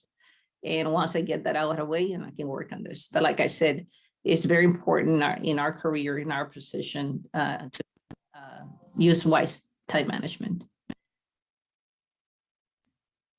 So tell us, what do you think are the secrets behind getting to where you are right now? I would say passion, dedication, definitely. And staying focused on if once you decide this is what I want to do, start working on that and stay focused, make it happen. That's pretty much it, staying focused, disciplined, dedicated, and don't stop. People are gonna, and because I heard it before I became a state trooper, no, you're not gonna make it, this is a very tough academy. And I started preparing myself way before I applied. And so physical preparation is key, being determined actually. And I told everybody, just make it happen. Let's make it happen. So preparation is key. Work on the requirements, work on getting yourself prepared for the position that that you're applying for, not necessarily being state trooper, but for the career that you want to, and make it happen. But dedication, staying disciplined, and staying focused is key. Absolutely. Thank you. Yes, So the next question is, what current issues and trends in your particular field should an individual be familiar with? And how do you see that impacting your decision? Or I'm sorry, your position as a state trooper? Right. So currently we're dealing with a lot of social media. I know that portraying police officers, we're living hard times right now, portraying police officers as the bad guy. I think that is something that's happening at this times, which we're facing, and it is very hard. We're working right now in operation, and I think it's a lot of work. Again, we're leaving different dates, and so we're working also with other agencies just to join forces to keep our border safe. And I think that's right now we don't see ourselves back the way we would see a state trooper 5 years ago. I think there's added responsibilities, but those are the trends. And if you can ask me the second question to that, the second part, Mirna. Sure, absolutely. And basically, how do you feel that affects your position as a state trooper? Everything that you kind of mentioned. Right. So I think it affects the position, and in that we've lost trust in the community. For the most part, I think we're still liked and respected, but we know that there's a few out there that don't feel that way, and I think the media has a lot to do with that. But I think that's always it's impacted the not only state troopers but a whole law enforcement community as well. Thank you for sharing that as well. So I just also wanted to ask you, thinking back onto your very first job, did that play any type of a role for you in developing any of the skills that you currently have in the position that you're in right now? Yes, you know what? I was a waitress for 8 years. I started when I was in high school. I was a junior in high school, and I stayed there for quite some time because I continued college. So I was working full time, and I was going to college full time. And I would say the customer service is a little different, but still, we had, I got that from my first job, that we got to be courteous regardless. And just being responsible. I started I was a waitress when I left the restaurant, but they had already entrusted me with the cashier, the cash register. I would open the restaurant at 5 a.m. So they gave me responsibilities because they saw that in me, that I could do the job. So I was doing quite a bit of stuff, calling the cooks and the waitresses that didn't show up. And so I had various responsibilities. And I think that helped me grow and be more responsible, accountable. So when I applied with DPS, actually, I think my job spoke for itself. My job stability, the experience that I had gained there just by my work ethic, pretty much. So I'd say that helped me right there. Yes, ma'am. So you mentioned quite a bit of really important skills that we consider soft skills: adaptability, great work ethic, time management. And those are all things that an individual sort of learns while having what we call the gateway jobs. And so that is something very important to remember, that although these are gateway jobs, that can have a lasting effect throughout life. So thank you again for kind of pointing that out. Thank you. Yes, ma'am. Yes. One last question. What types of things do you like to read? What is it that you sort of immerse yourself in as far as reading? Okay, so I've been reading quite a bit of motivational books, self-growth, motivational, and also that's pretty much. I don't know if you're familiar with You're the Placebo.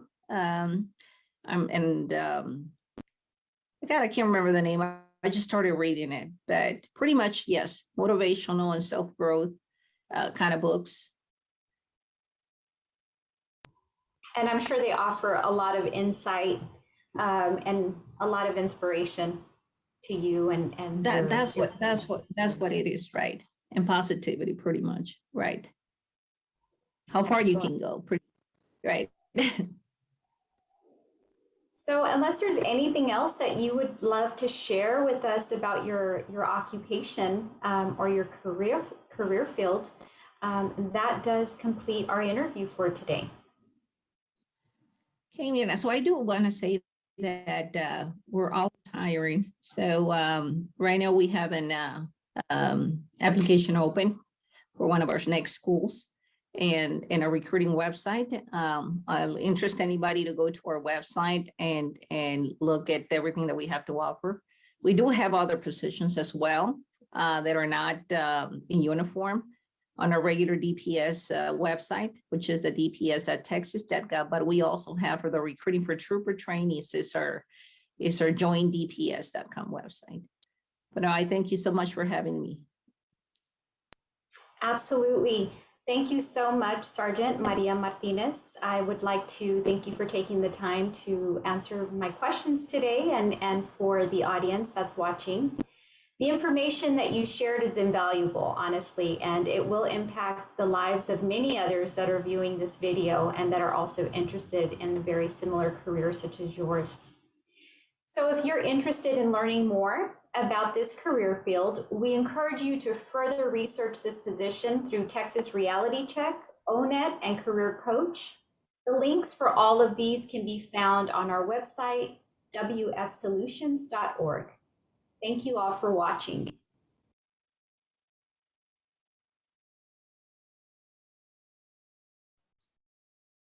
Hello, everyone. I know we have a couple of questions for Sergeant Martinez. Ms. Sergeant Martinez was unable to join us for live Q&A, but we will get those questions to her.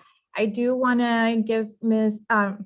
Sergeant Martinez a big shout out for her success as a female in a male-dominant industry. So we'll continue with our next session at 10:30 a.m.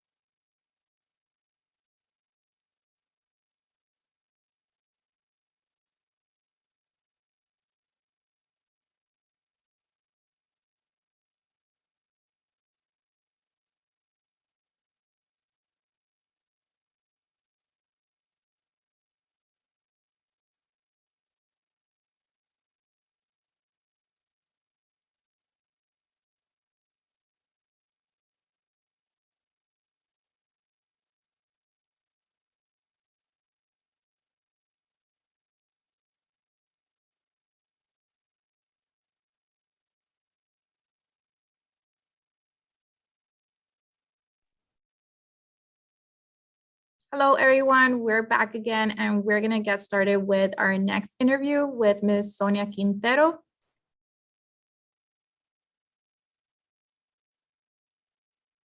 Ms. Sonia Quintero is founder and director of Advocates Searching for Independence. Advocates Searching for Independence opens doors a pre-employment transition services program.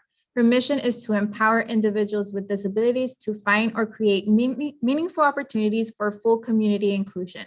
Ms. Quintero holds the Director Credential for Workplace Inclusion, Sustainable Employment Certification, UNT, WISE, and Employment Services Certified Supportive Employment Specialist from Virginia Commonwealth University. Previous experience includes practicing as a speech pathologist, hearing loss therapist, and she earned a bachelor's degree from Fundación Iberoamericana, INPI, University of Columbia, San Antonio.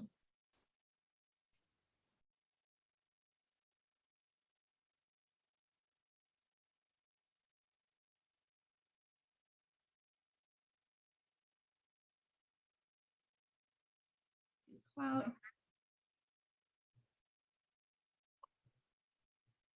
Hello, everyone. My name is Elizabeth Mesa, and I'm a workforce outreach specialist with Workforce Solutions.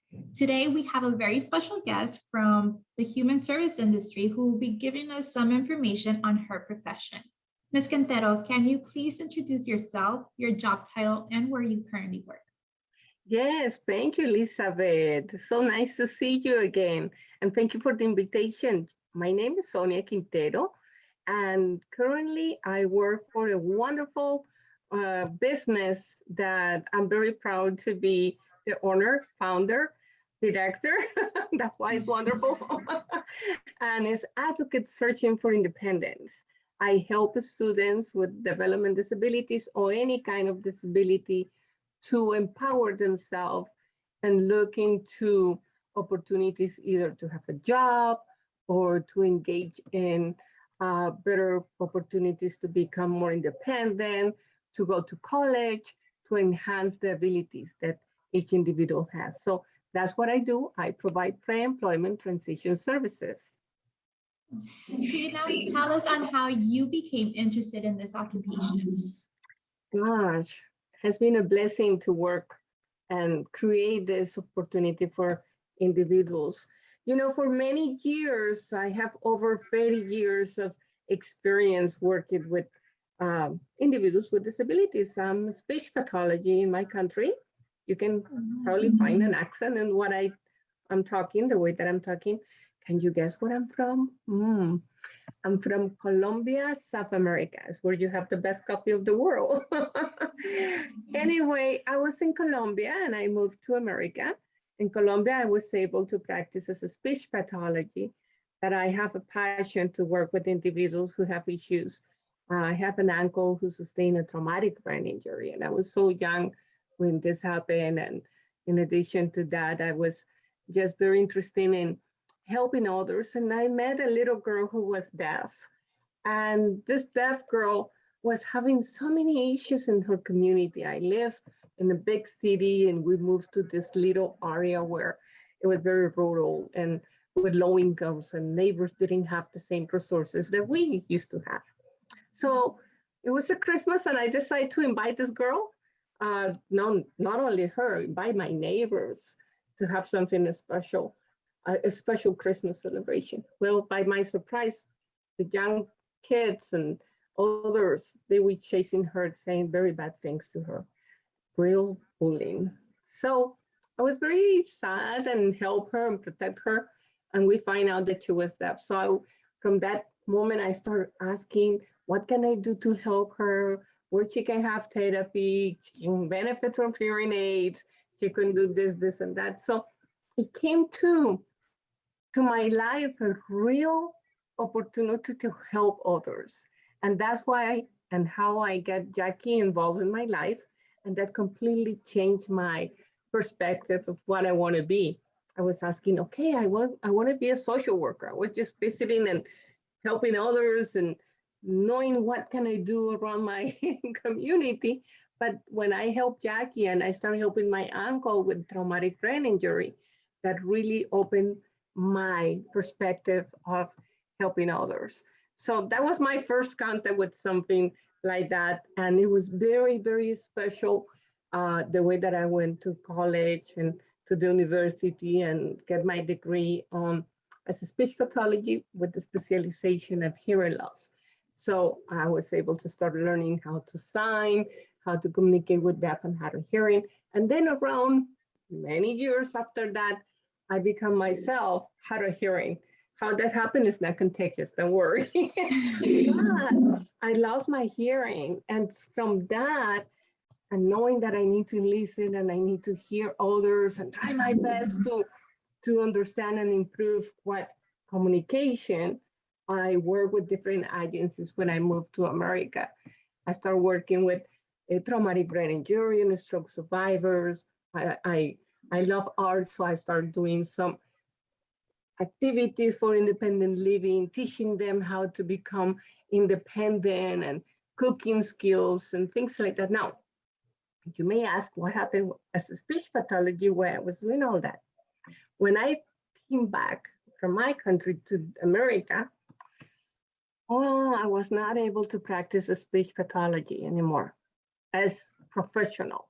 So I just have to look around and carve my skills and look what I gotta do, knock on so many doors, prove that I was able to do things. So then I was able to work in an agency, a very interesting agency, an independent living center in West Texas. And I was the coordinator for activities with stroke survivors, traumatic brain injury survivors. And then guess what? We were doing cooking skills, activities for independent living. We were budgeting our checks and books and going to the mall to do some shoppings, making the list of things that we need to get around and do things with art and craft. And many of them, they used to just color their books or little things like that were like an adult daycare, which it's not things that you have to do, things that you can create and be functional. So I love art. It's my passion, it's my hobby. So I start teaching them ceramic classes, oil painting classes, all kind of art and craft activities. And other consumers, other individuals, they want to have same activities that we were doing with this small group to join and help us to improve their abilities. So my boss called me and said, I need you. Can you provide other services for our agency, not only for TBI, traumatic brain injury, but for stroke survivors? And I said, sure, I can. So in the morning, I schedule activities with this particular group. And in the afternoon, I was doing with open to the public to the point that I have to start making reservations, and we have a log who was signing in, and then my small group of 10, 12 people become 20, 25 and get involved with volunteers and people who were able to help and have fun at the same time and improve their abilities and skills. So that center names is Lifeline Centers for Independent Living in West Texas and Lubbock. So I love to be there, work there for 8 years. So I have that passion to help others. So it was very interesting. My background as a speech pathology really helped me to know how can I help others. And I'm not practicing as a speech pathology because then I have to come back here and start from zero to become a certified or have my license and college or university here in America.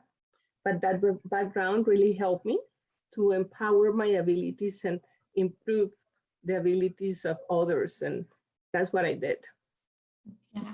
So you mentioned that coming from Colombia over here, it was hard to transfer your speech pathology. What barriers did you come across there? Well, initially, I will say probably language is the first barrier that you focus. When you want to come from another country, you're a foreign student And when you go to college and you register, guess what?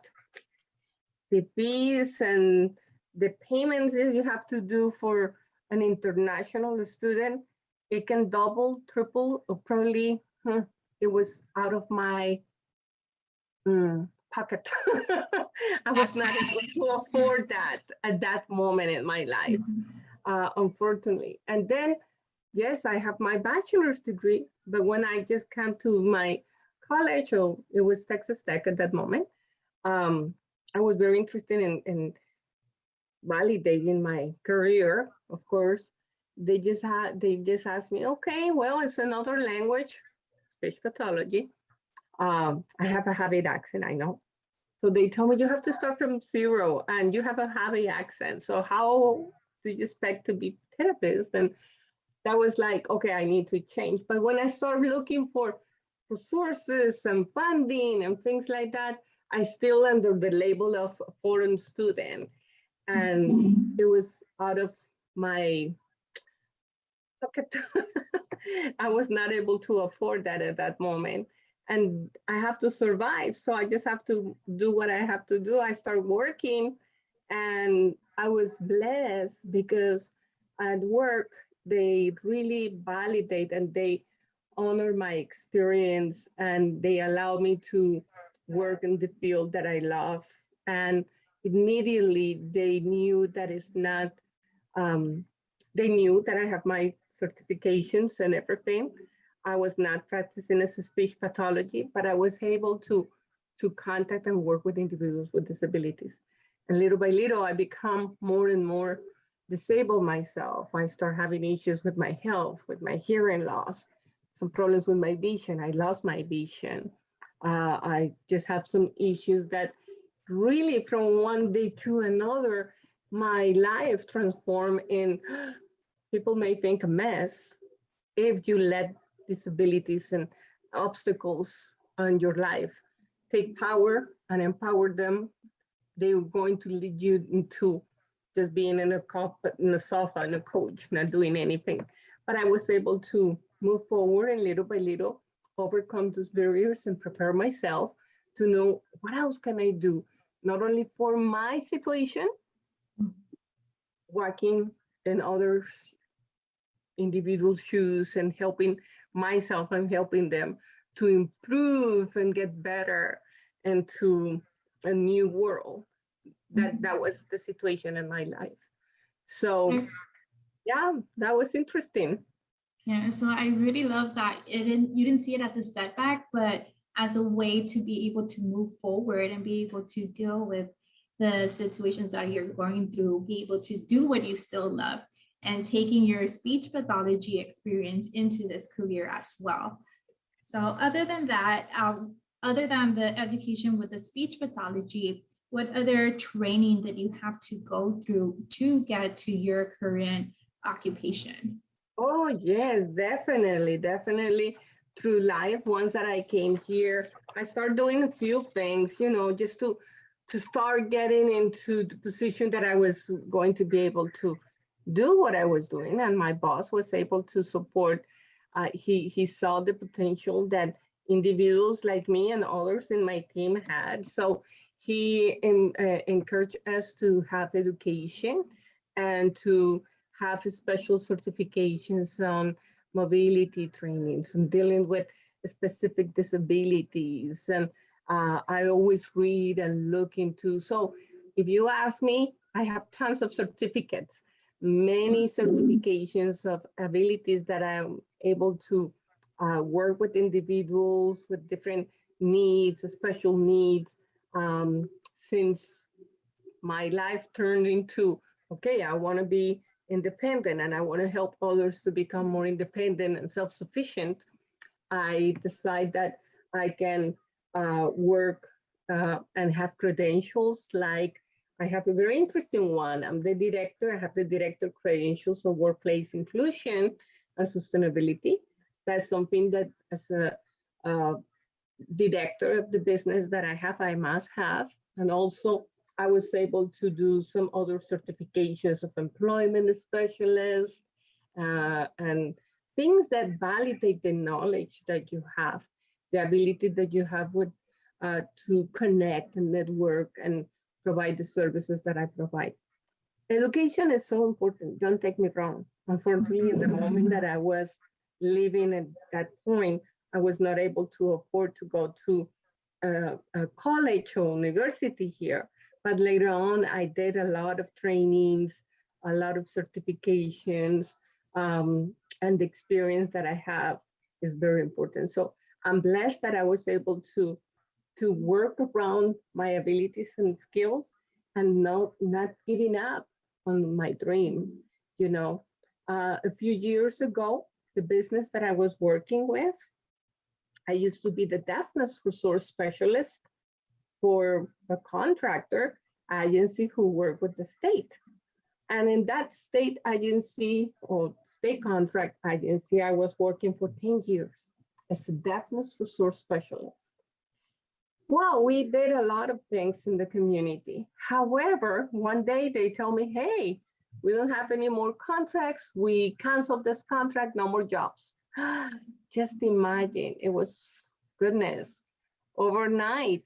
August is the end of the fiscal year for so many agencies. And I remember it was around July when they were telling us to fill out everything to renew the contract. And suddenly they tell us no more work. And I was just like, oh my gosh, what am I gonna do? So I was unemployed for a little bit and I'm looking for the job and something good that you're overqualified, but at the same time, that some people just tell you, well, you're overqualified, or what do you want to do? I can pay you this, but you were being paid this much. And it was tough. I was just trying to find a job and trying to make my living. I'm the head of the house. So I follow my dreams.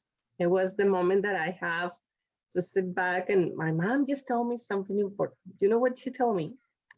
It's time to follow your dreams. You were following other people's dreams and working for others' dreams. Now it's time for you to fulfill your dream. So I was praying, and thanks God, I was able to move ahead. And challenging, it's not easy to establish a new business, but I was able to put together the business that I work with. And with the experience that I have and the abilities that I be able to develop, I create a wonderful team. So my team is amazing. And now we've been established almost for 3 years and we're making the difference in our community. I hire people with disabilities. I help them to find jobs. I lead in the community the opportunity to make difference and have equal opportunities for individuals with disabilities. So that's my dream coming true. And that's the blessing that I have. So a lot of it comes from your drive and wanting to help others. And ever since you were in Colombia and seeing your uncle and seeing that little girl with those disabilities and wanting to help them, that was your drive to get to your business and be able to do the things that you love. That's right. That's right. It's amazing. And the experience is so important. And you get the experience either through a job, but through sometimes you may see, hey, what am I going to do? It's important for you to become a volunteer. It's so important. If you know, as a volunteer, you're going to have experience. As a volunteer, the person who is receiving your help, they're so grateful with you that you're helping, that they lead you and they help you to understand. And they, little by little, once that you improve the ability and the skill, you can just be confident and be able to say, hey, I accomplished this. Now what? What am I going to do? You know, and if you make the difference in that world, and if it's your passion to do that, then you get education, and then you get a little bit of more preparation, and you probably get a certificate or probably get a higher education in that field. Then you're going to master what you do, and that's going to make the difference. Somebody's going to remember, yeah, Jose was the guy who was helping all that time. We need him. He's so good. Maria, she did so good doing that. Oh, I remember her. She was doing that volunteer work. In fact, let me tell you something. Several years ago, after I worked in that agency for almost 9 years, I went to a conference, and volunteer is the key for success. Let me tell you, that's a top secret. Volunteer, community inclusion, help others, connections. So somebody asked me at that job if I can help receiving some phone calls from families who have individuals who sustain a traumatic brain injury. And those families were needing a little bit of support and help. But guess what? In English and Espanol. They were needing somebody who can lead them and help them to understand what was going on, what happened, what issues they were going to have in communication. Remember, that was my background. So I told them, hey, yes, of course, I can help. And this was volunteer. Okay. I answered the phone calls. There were several phone calls here and there, but it was the state of Texas, the Traumatic Brain Injury Association of Texas, who were just asking me to volunteer. I didn't mind. It was connected and it was in the focus of my work at that point. So I was fine and happy with that, helping and connecting here and there, guiding families to understand what was going on with the traumatic brain injury. So we have a conference. It was a state conference. As a matter of fact, it was in Dallas, Texas. So I went to that conference, and then you're shy, you want to ask questions in those conferences. And it was the moment of questions and answers. Oh, no, no, no, I was allergic to microphones. No, I don't want to talk. So next morning, the keynote speaker was presenting a lot of information, Dr. Alan Graham from the Traumatic Brain Injury Association of America, not from Texas, from America. And this was in Washington, D.C. So everybody was like, wow, all those resources. Wow, it's amazing. So the next morning, I want to do this quick. I was in this place looking for resources, and someone just come to me and say, hey, I just need to introduce you to Dr. Allen. You have been our volunteer, and I need you to meet him. I'm like, what? Dr. Allen, the speaker yesterday, the keynote speaker? Yes, yes, yes. Well, he introduced me like I was only taking a few phone calls, to be honest. But he told this Dr. Allen that I was the best volunteer in the world, that I was helping families in Spanish, and that I did this, and I was helping individuals with traumatic brain injury. But Dr. Allen asked me, hey, we need to go to my office. And his office was the lobby of the hotel area. You know, we went to a private area. He sat down with me. And literally in that place, he interviewed me. And he said, I need you. I need CDC, Central Disease Control, is doing a particular grant for helping individuals with traumatic brain injury and their families. And it needs to be in Spanish. He was looking for over a year, someone to fill that position. And he kept asking me, I need you. I want you in that position. I like, no, you're pulling my leg. I don't think so. He was refusing to go. I was like, I don't think this is for me. No, no, no. But I was volunteering. And this guy who introduced me to him, he said, Sonia, think about it. It's real. He's offering you a job. I'm like, yes, is that right? You're not pulling my leg. And he said, no, we need you. Well, to make a long story short, I moved to Washington, D.C., and I was able to work with the Brain Injury Association of America over 2 years. It was amazing. It was just something that, you know, I kept telling no, no, no. And probably because my background and because I was having that fear that I didn't have a big certification on my wall from this so-and-so university. And I was honest with them. I say, I have a certificate, I have bachelor's, I have my experience in my country. I don't have a big title here, but this is what I do. They took me to Washington. They were doing a lot of tests about my knowledge. It wasn't that easy. It was an interview for 2 days, having this information, and they test my knowledge and abilities and working on the phone and what I gotta do about this, and that. It was amazing. I was working in Washington, DC for 2 years.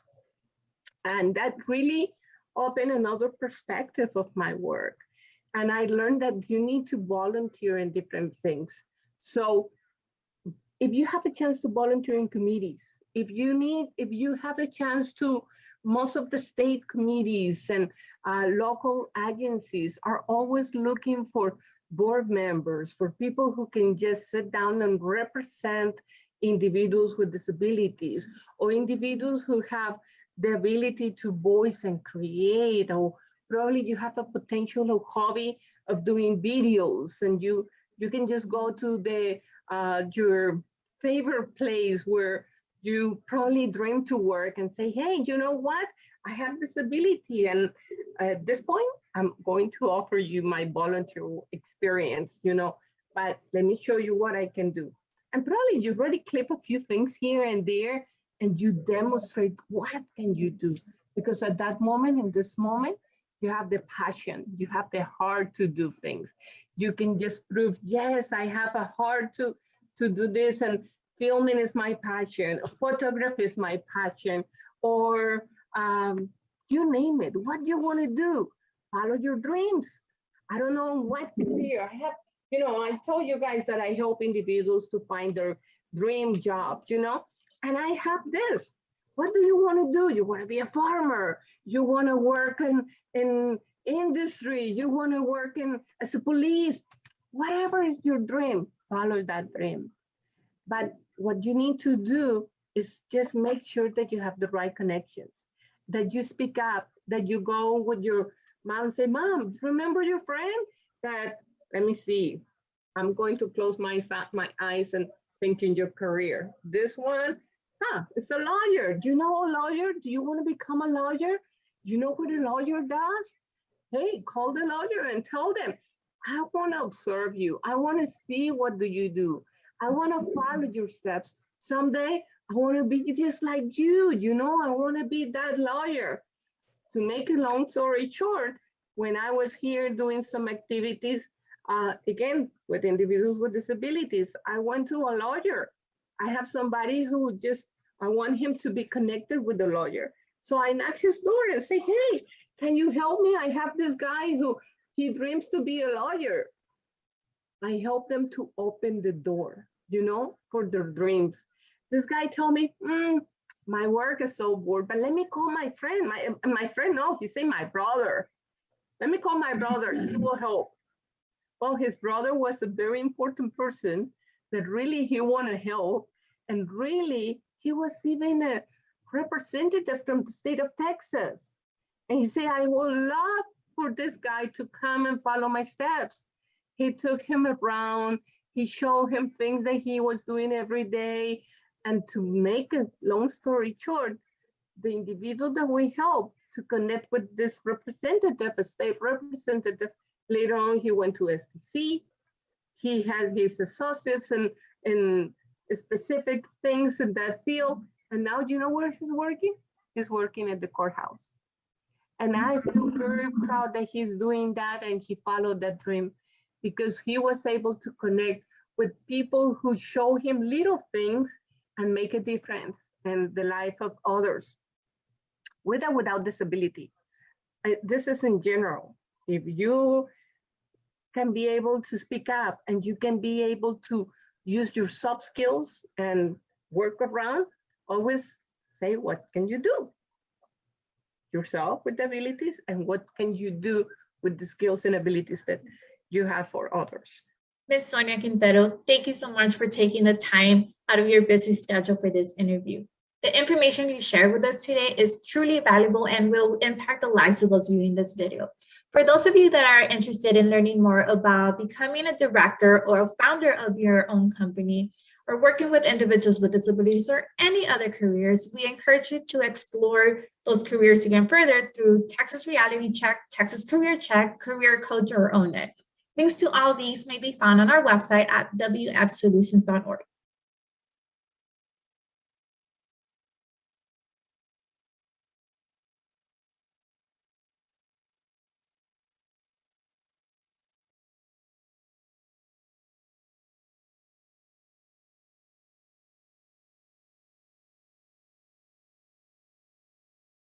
Thank you, Ms. Quintero. We do have Ms. Quintero on the line. So if anybody has questions, go ahead and place them in the chat. That way Ms. Quintero can answer them for you. So we do have a question, Ms. Quintero. How do you find training or courses for obtaining further learning certifications that you have obtained? Yes, good morning. Well, thank you very much for that question. It's very interesting. And if you are in the field, or there's so many resources to find, trainings, conferences, the different college and universities, they have different resources, but there's a wonderful workforce resources. So I know Ms. Mesa is setting the information in the website about the workforce solutions. Connect with the link, or ask around. Or I mentioned before, connect with the right person who have a little bit more of experience and ask, where can I get this training? So certifications are important, and that's something the internet has a lot of information about trainings. We go to your local workforce solutions. They have a lot of support for individuals who want to have higher education on specific areas where you want to specialize. Yes. Thank you for that, Ms. Quintero. We do have a question from Ms. Watts. How can you find jobs based on certifications already received? That's very important. You can go with your counselor, with the workforce solutions. They have specific counselors that they help you to create your work experience. And at the same time, if you're in that specific field, you didn't mention what kind of certifications you have, but probably is welding. Let me give you an example. If you have that, you know your target job. So they will connect you with the right path and the right resources. So go to the workforce centers. There are just a lot of good resources and information. During the interview, Ms. Quintero, you mentioned how important it is to volunteer, and will you be able to give an example and you provided an example of how you volunteer and how how others were able to recognize your experience and your talents, and you were able to you were given an opportunity at Washington, D.C. So what volunteer experience will you recommend students that are interested in working with individuals with disabilities? I offer volunteer work. I'm looking for volunteers to help around. So if you're interested, contact me. There are all other associations and other groups, probably activities like Special Olympics, Capital Kids. Even in your school, you can volunteer around. Look in the different environments. Probably if you go to church, hey, at church, probably there are a few kids that they need help, and you can start volunteering there in Sunday school or in activities like that. Always look for the good connection around you. You don't have to go that far away. Now, there are many things that we're doing virtually. So if you ask me, hey, I want to volunteer, I always have a good project for you. I want to take your ideas, kind of your brain, and carve the ability and the skills that you can develop and improve. I can be able to tell you, hey, let's use first language when you refer to individuals with disabilities. Don't say, oh, the deaf dumb. No, he's a deaf individual and he's able to have communication. And we use some terms that are not polite. So we help you to understand and improve in that kind of communication. But look around. But if you need volunteer work, call me. Ms. Hernandez is asking, can we please have your contact information? So if it will be possible to add that in the chat, Ms. Quintero, for them to have it as well. Sure. Let me add that. Go ahead with the next one. I take my time to type. Let me give you my phone number.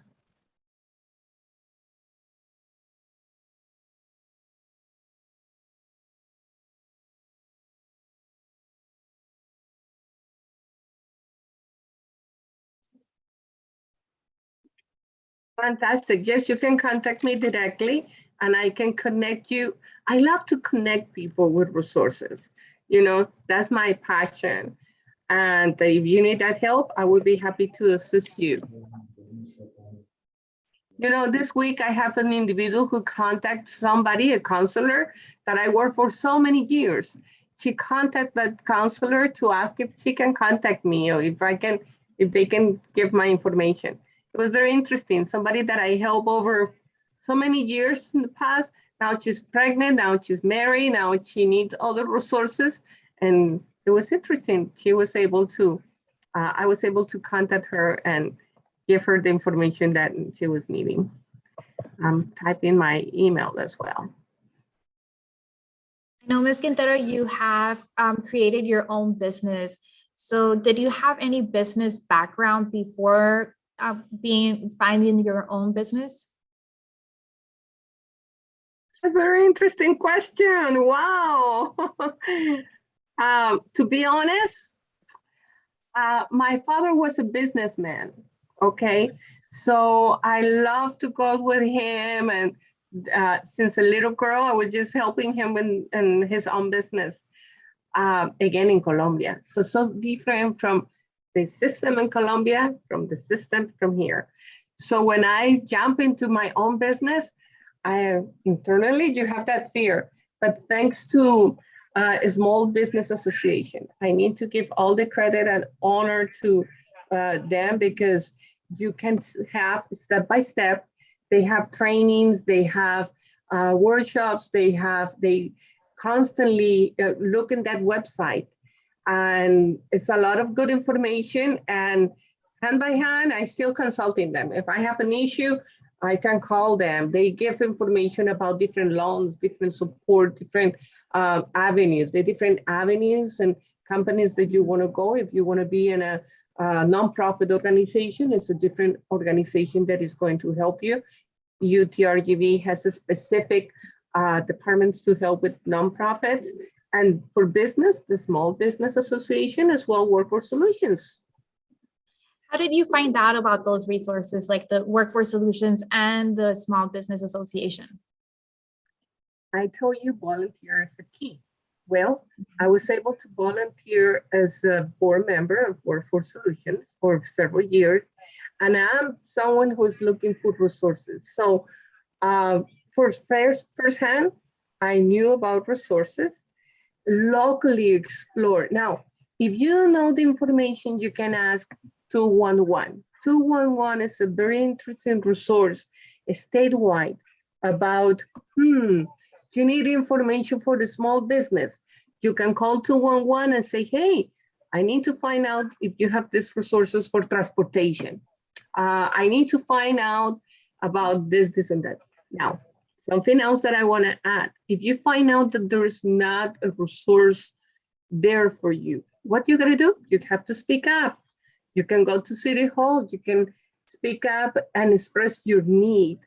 It can be in a waiting list, it can be a specific resource or funding to help you with that need.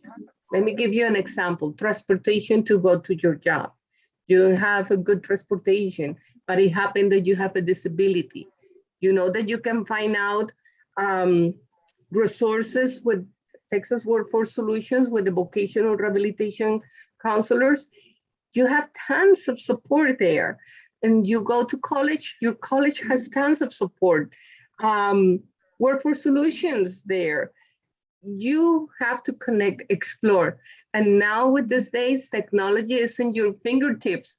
and you can explore that easier than I do. I'm still being a dinosaur in technology, but you guys have so many resources in your fingertips, you know? Or you can call and find out. You can call me, and if I don't know the answer, we will find out and we will connect. That's the key, that's the network. Don't be alone.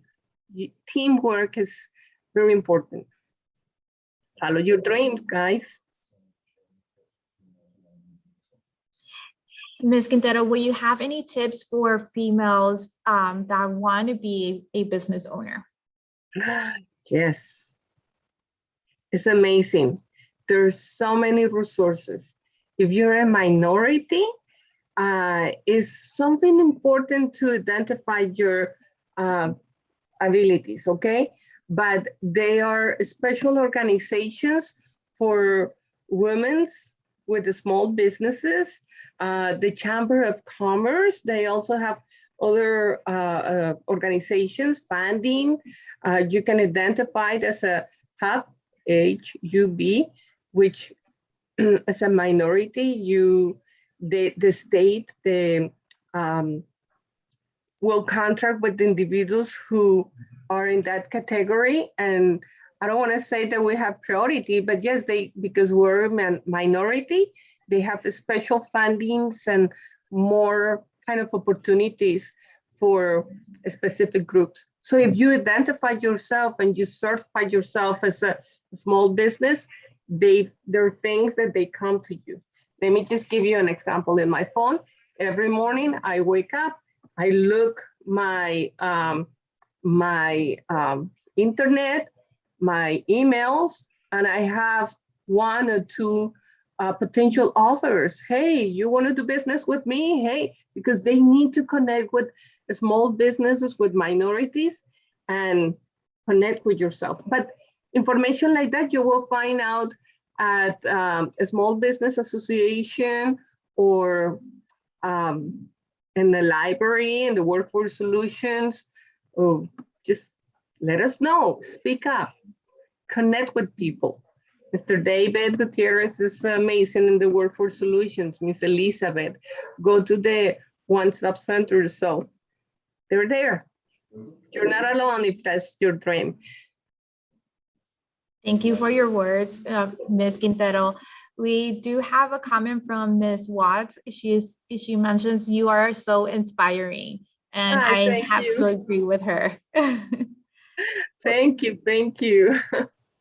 There seems to be no more questions on the chat, Ms. Quintero, but thank you so much for being the leader that you are and for helping individuals with disabilities. I know you are a great person to work with, and we'll see you again in the future. So if anybody wants to get in contact with Ms. Quintero, we added her information on the chat for you all if you want to connect with her. She loves connecting with others. So we are going to get started with our next session. And would you like to add anything else, Ms. Quintero? Thank you, guys. You're amazing. Remember that you have a lot of potential. Follow your dreams. I don't stop myself from saying that and recommend you to connect. And there are up and downs, but move forward. Speak up always. God bless you all. Thank you very much. Thank you, Ms. Quintero. So we're going to get started with our next session. Our next session will be with Ms. Nubia Rubio. And Ms. Nubia Rubio works at Grifols. Nubia Rubio has been with Grifols since 2013. She was hired as a phlebotomist. As she became skillful in phlebotomy, she was offered the area lead position where she helped develop many phlebotomists. Being an expert in using the machines used to collect plasma, she was sent to train on how to repair these machines and became a PCS2 technician. In 2017, when the Mission Center opened, she applied for the operations supervisor position at Grifols. As an operations supervisor, she now overlooks the overall operations of the Grifols Center under the supervision of the assistant manager.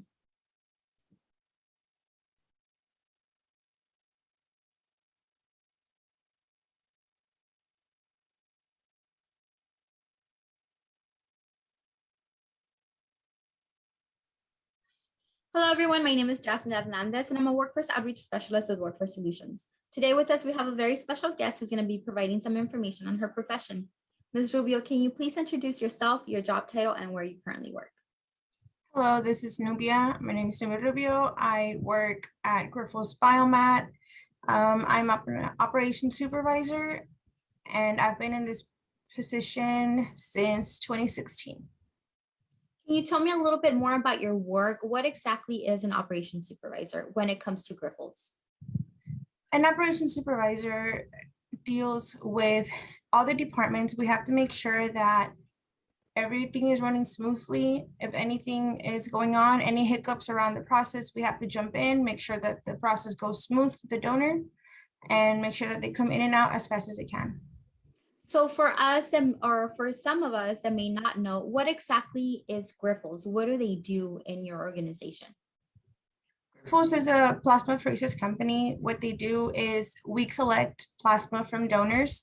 That plasma is stored for several years until everything is checked off on the donor, and we make it into life-saving medication. Oh, that's super interesting. How did you become interested in your occupation or the field in general? I had gone to Kaplan College. I went in as a medical assistant. After I completed my hours, my counselor went ahead and helped me out to look for a job. And since I was pretty good at phlebotomy at the time, still now, she decided to put me in that position, help me apply there. I immediately got it. It was awesome. What type of education, training, or experience, or even background does your job require as an operations supervisor? In order to actually just work here, you just need a high school diploma. A person doesn't necessarily have to be trained in phlebotomy or have any medical background, but it is an advantage on your resume. We have skilled professional employees that train on the company's procedures, teach and guide the employee on how to do phlebotomy here. And then if they wanted to further their career in the company, that's something that is reachable. And would they need some type of background, or as long as they're able to be determined and do great at work, they can achieve that? Correct. In order to move up in this company, you just have to be accessible. You have to be able to know your SOPs, whenever they need you to do something, whenever they need you to come in a little earlier, leave a little later. They see the potential in you, and they want to help you further your career. It doesn't hurt to get a further education, but it's not necessary to move up in the actual company in the center. Awesome. So what type of skills, abilities, and personal attributes are essential to be successful in your position? This job requires an employee to be responsible, punctual, patient, organized, to be a team player, taking initiative, and be able to take constructive criticism to develop skills and personal goals. A personal attribute that is essential to the success in this field would be able to adapt to change. The company provides procedures that change often during a year. So you have to be able to adapt to that, change. This is changing. We're going paperless now, or we don't have to use this form, etc. What does your typical day look like for you when it comes to work? My typical work day involves calibrating the equipment to be ready to use, checking my work email to verify if any corporate directives has transpired from my last shift to my current shift. I have to reply to some emails and make sure that there are no paperwork for me to do. After that's done, I have to head out to the different departments and be accessible for anyone that needs help. If there are any machines or equipment out of service, my job is to see what's wrong with them, fix the equipment, and send them out for repairs if it's necessary. After that, when it comes back, I have to make sure I evaluate the machines so they're ready to be used. As an operations supervisor, I am required to look after the facility by keeping it clean and audit ready. But my main priority is ensuring that the production flow is running smoothly by providing the best help to the best of my ability and jumping in at any time needed. I must assure that the company collects the most amount of liters possible and keep the yield on the right range, along with ensuring the facility can obtain the best KPI scores. A few problems to encounter in this position, maybe accommodating donors and employees with their issues, concerns, and questions. So I know you mentioned KP something. Can you explain what that is for us that may not know the definition or what it stands for? KPI scores, it's for companies. They want to see your evaluation of the company, right? So how many errors you have, how many collections of liters you've collected, and that starts adding up.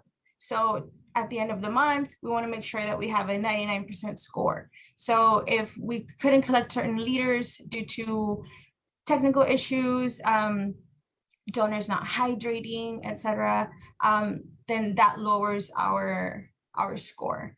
And of course, it looks bad. So we have to make sure that we get the best out of everything. What are some of the decisions that you have to make on a daily basis?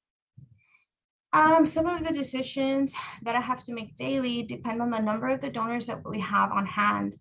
I need to see the big picture and adjust employees to the departments which need the biggest help, where they would be most productive in ensuring that the production process flow doesn't get delayed and that the donor is able to leave in the proper amount of time recommended by the company.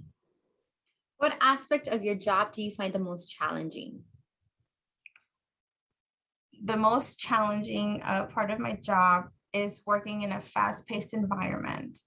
I have to be on my feet most of the day, but it is rewarding at the end of the day. I get to work in a company that I know makes life-saving medication, and it makes you feel good after all the hard work you did that day.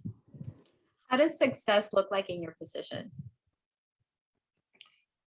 One way to know how successful I have been in this position is by knowing the procedures and avoiding making errors. This is a way in which I can measure the success rate of my performance in this position. My superiors keep track of the employee's performance and will come together in a center leadership team meeting, and they discuss and implement any ways for an employee to become engaged and avoid making deviations along the way. Are there any opportunities for professional development? And if so, what do they look like when it comes to your position or your organization in general?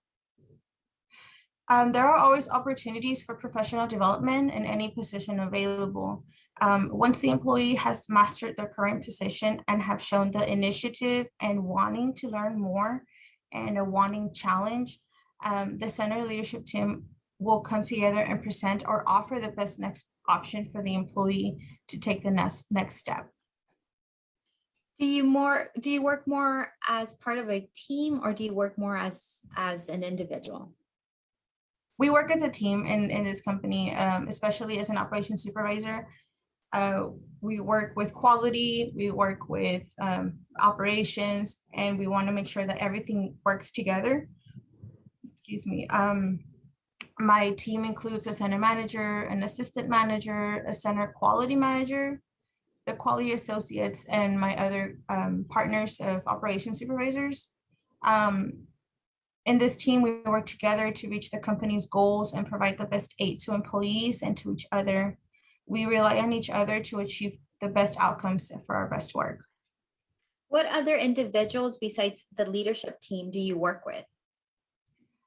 The other type of individuals I work with in this company include nurses, donor center technicians, phlebotomists, plasma processors, and a center doctor. Sometimes, since we do get audits, we deal with auditors like FDA, EMA, CLIA. It's a lot of audits, yeah. A lot of different people and organizations. Right. Can you describe your typical work-life balance? Is it balanced as a supervisor, or are you on call? Do you have to be answering emails in the middle of the night? How does that work for you? I personally don't have to be answering emails at the middle of the night. That goes for the center manager or the assistant manager. I do have to be on call in the terms where if the freezer goes out of service, that's where we store our plasma. So it has to be regulated at a certain temperature for a certain amount of time. So in that aspect, I do have to be on call. It's been times where I have to go in at 3 a.m. to, yes, to make sure that everything is running smoothly and keeping an eye on the freezer. So like you stated that you have, sometimes it has happened where you have to go in at 3 a.m. Is there like a system that notifies you like, hey, there's an issue here, or how does that work? Correct. So our freezers are monitored by a system in England. So yes, so every month we do the calibrations on it. We check that the alarms work, and every month they call us. We get that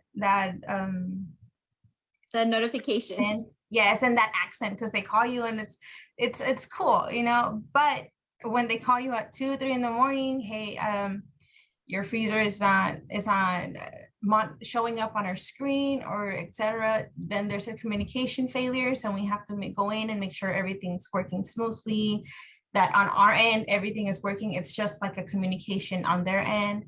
Sometimes it says, hey, the alarm is going up, it's getting warmer, so we have to make sure that everything's closed. And if it's not fixing, then we have to move all the product from one freezer to the next. So it is a labor, but it doesn't happen often.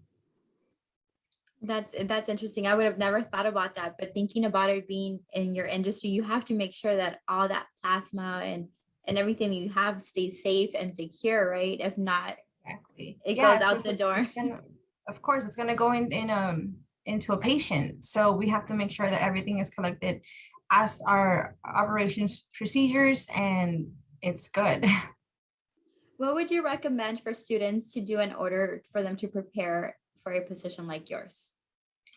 My recommendations for high school students and college students is to prepare for a career in my field, to take business, organizational classes, time management, speech, since we do have to be communicating with employees, auditors, your supervisors, and composition classes.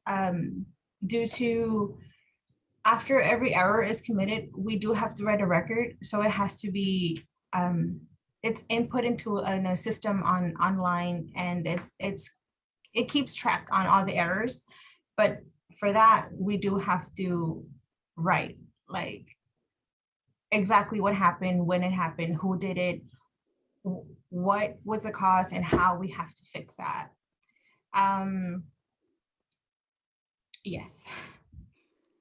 What other factors besides education and experience may impact somebody's ability to work in your position?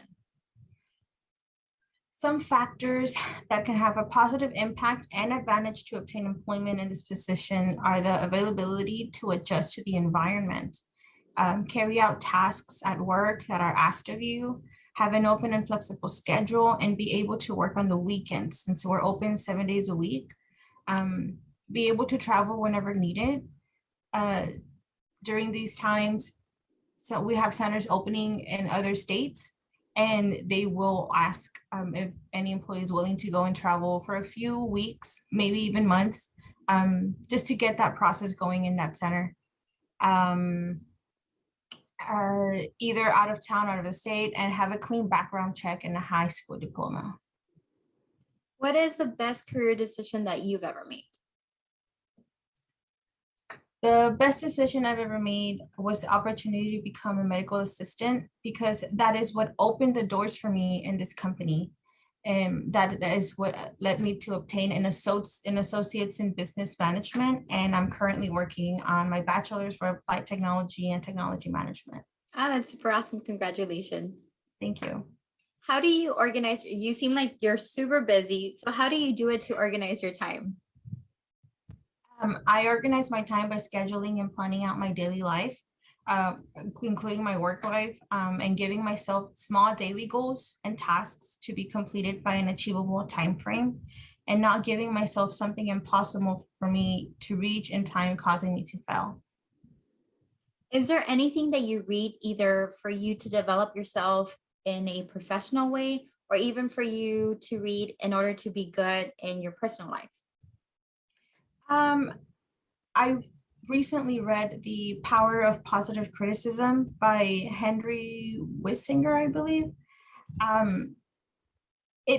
It deals with how to take criticism and how to give criticism. You don't want to make an employee feel bad, and you want to make sure that when you give them criticism, you tell them what's good, and then you tell them, hey, but you need to work on this. And then that will make them, oh, okay, so I just need this to work on, and they won't feel like low. I know that you had mentioned constructive criticism and that it's a great skill to have in your position. So going back to that and what you mentioned, is that something that you were able to develop, or were you born with it? How did it work for you? Like, was it something that you had to go through at work and you were like, okay, you know what, they're trying to help me out? Okay, so since I started as a phlebotomist, you do a little mistakes here and there. Like sometimes you miss a vein, so you have to do a restick. You feel bad as an employee, but then you also feel bad for the donor, right? So I would ask, hey, what can I do? How do you do this? Or any pointers like that. And I think that's what helped me develop the criticism for myself. At first, I'd be like, oh, I thought I was doing it right. But then you see that after they give you the pointers and you do it, it works.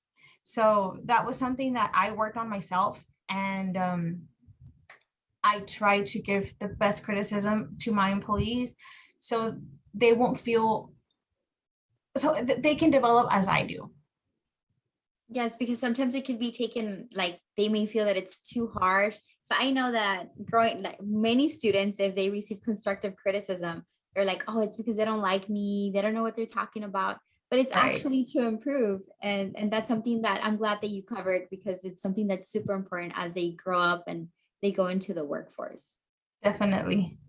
What do you think is the secret to being where you're at right now? It's not about secrets, but what you were willing to do. I was always at the disposition of my employer and readily available whenever they needed of me. I'm responsible for my actions, and I learn from my mistakes by not committing the same mistake twice. If you don't learn from your mistakes, that tells your employer that you're not ready for this position. How can you lead the employees when you can't learn yourself? What current issues and trends in the field should an individual be familiar with in order to know if it's going to impact their position? Issues that come about in this field is that the company provides procedures to perform a task, but these procedures may change 2 to 3 times a year, and one must be vigilant and informative on the task at hand to prevent making errors.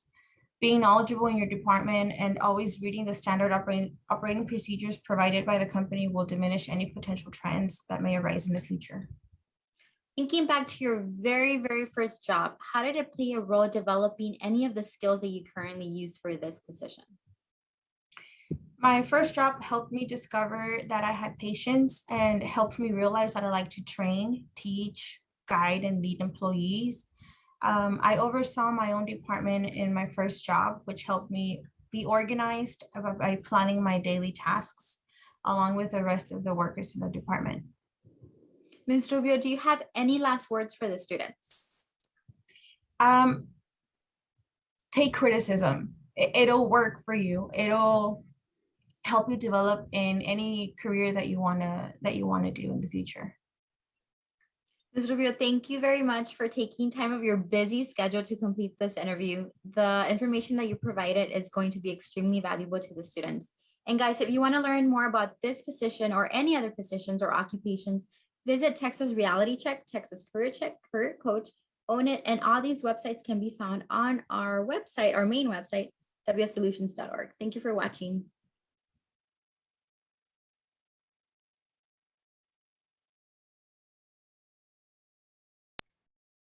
That was our last session for today, but I do want to present to you our little resource link that we have available for you all. So I'm going to pull that up. That way you can scan that QR code. One way that you could do it is by grabbing your camera phone, hover over the QR code, and it will direct you to the Padlet.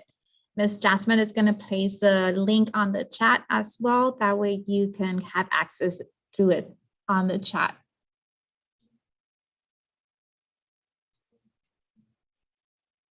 And if you are wanting to watch the videos at a later time, we do have this recorded through, it's being recorded live through our YouTube page as well. And if for those educators, they can have access to it through our employer interview library. And to get access through that, you will have to complete the request access form. Jasmine, would you please add the request access form? Jasmine's going to go ahead and add the access request form on the chat as well. In the Padlet, you will see the 3 tracks that were presented throughout the conference.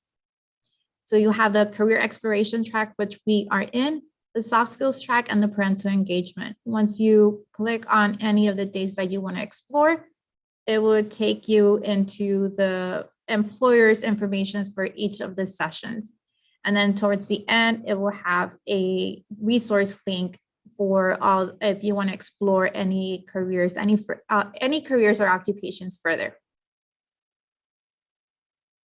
And I'll go ahead and go back to the QR code link for those of you that want to obtain it. But thank you all for joining us for the 2020 Fall Youth Career Conference. Hope to see you next time.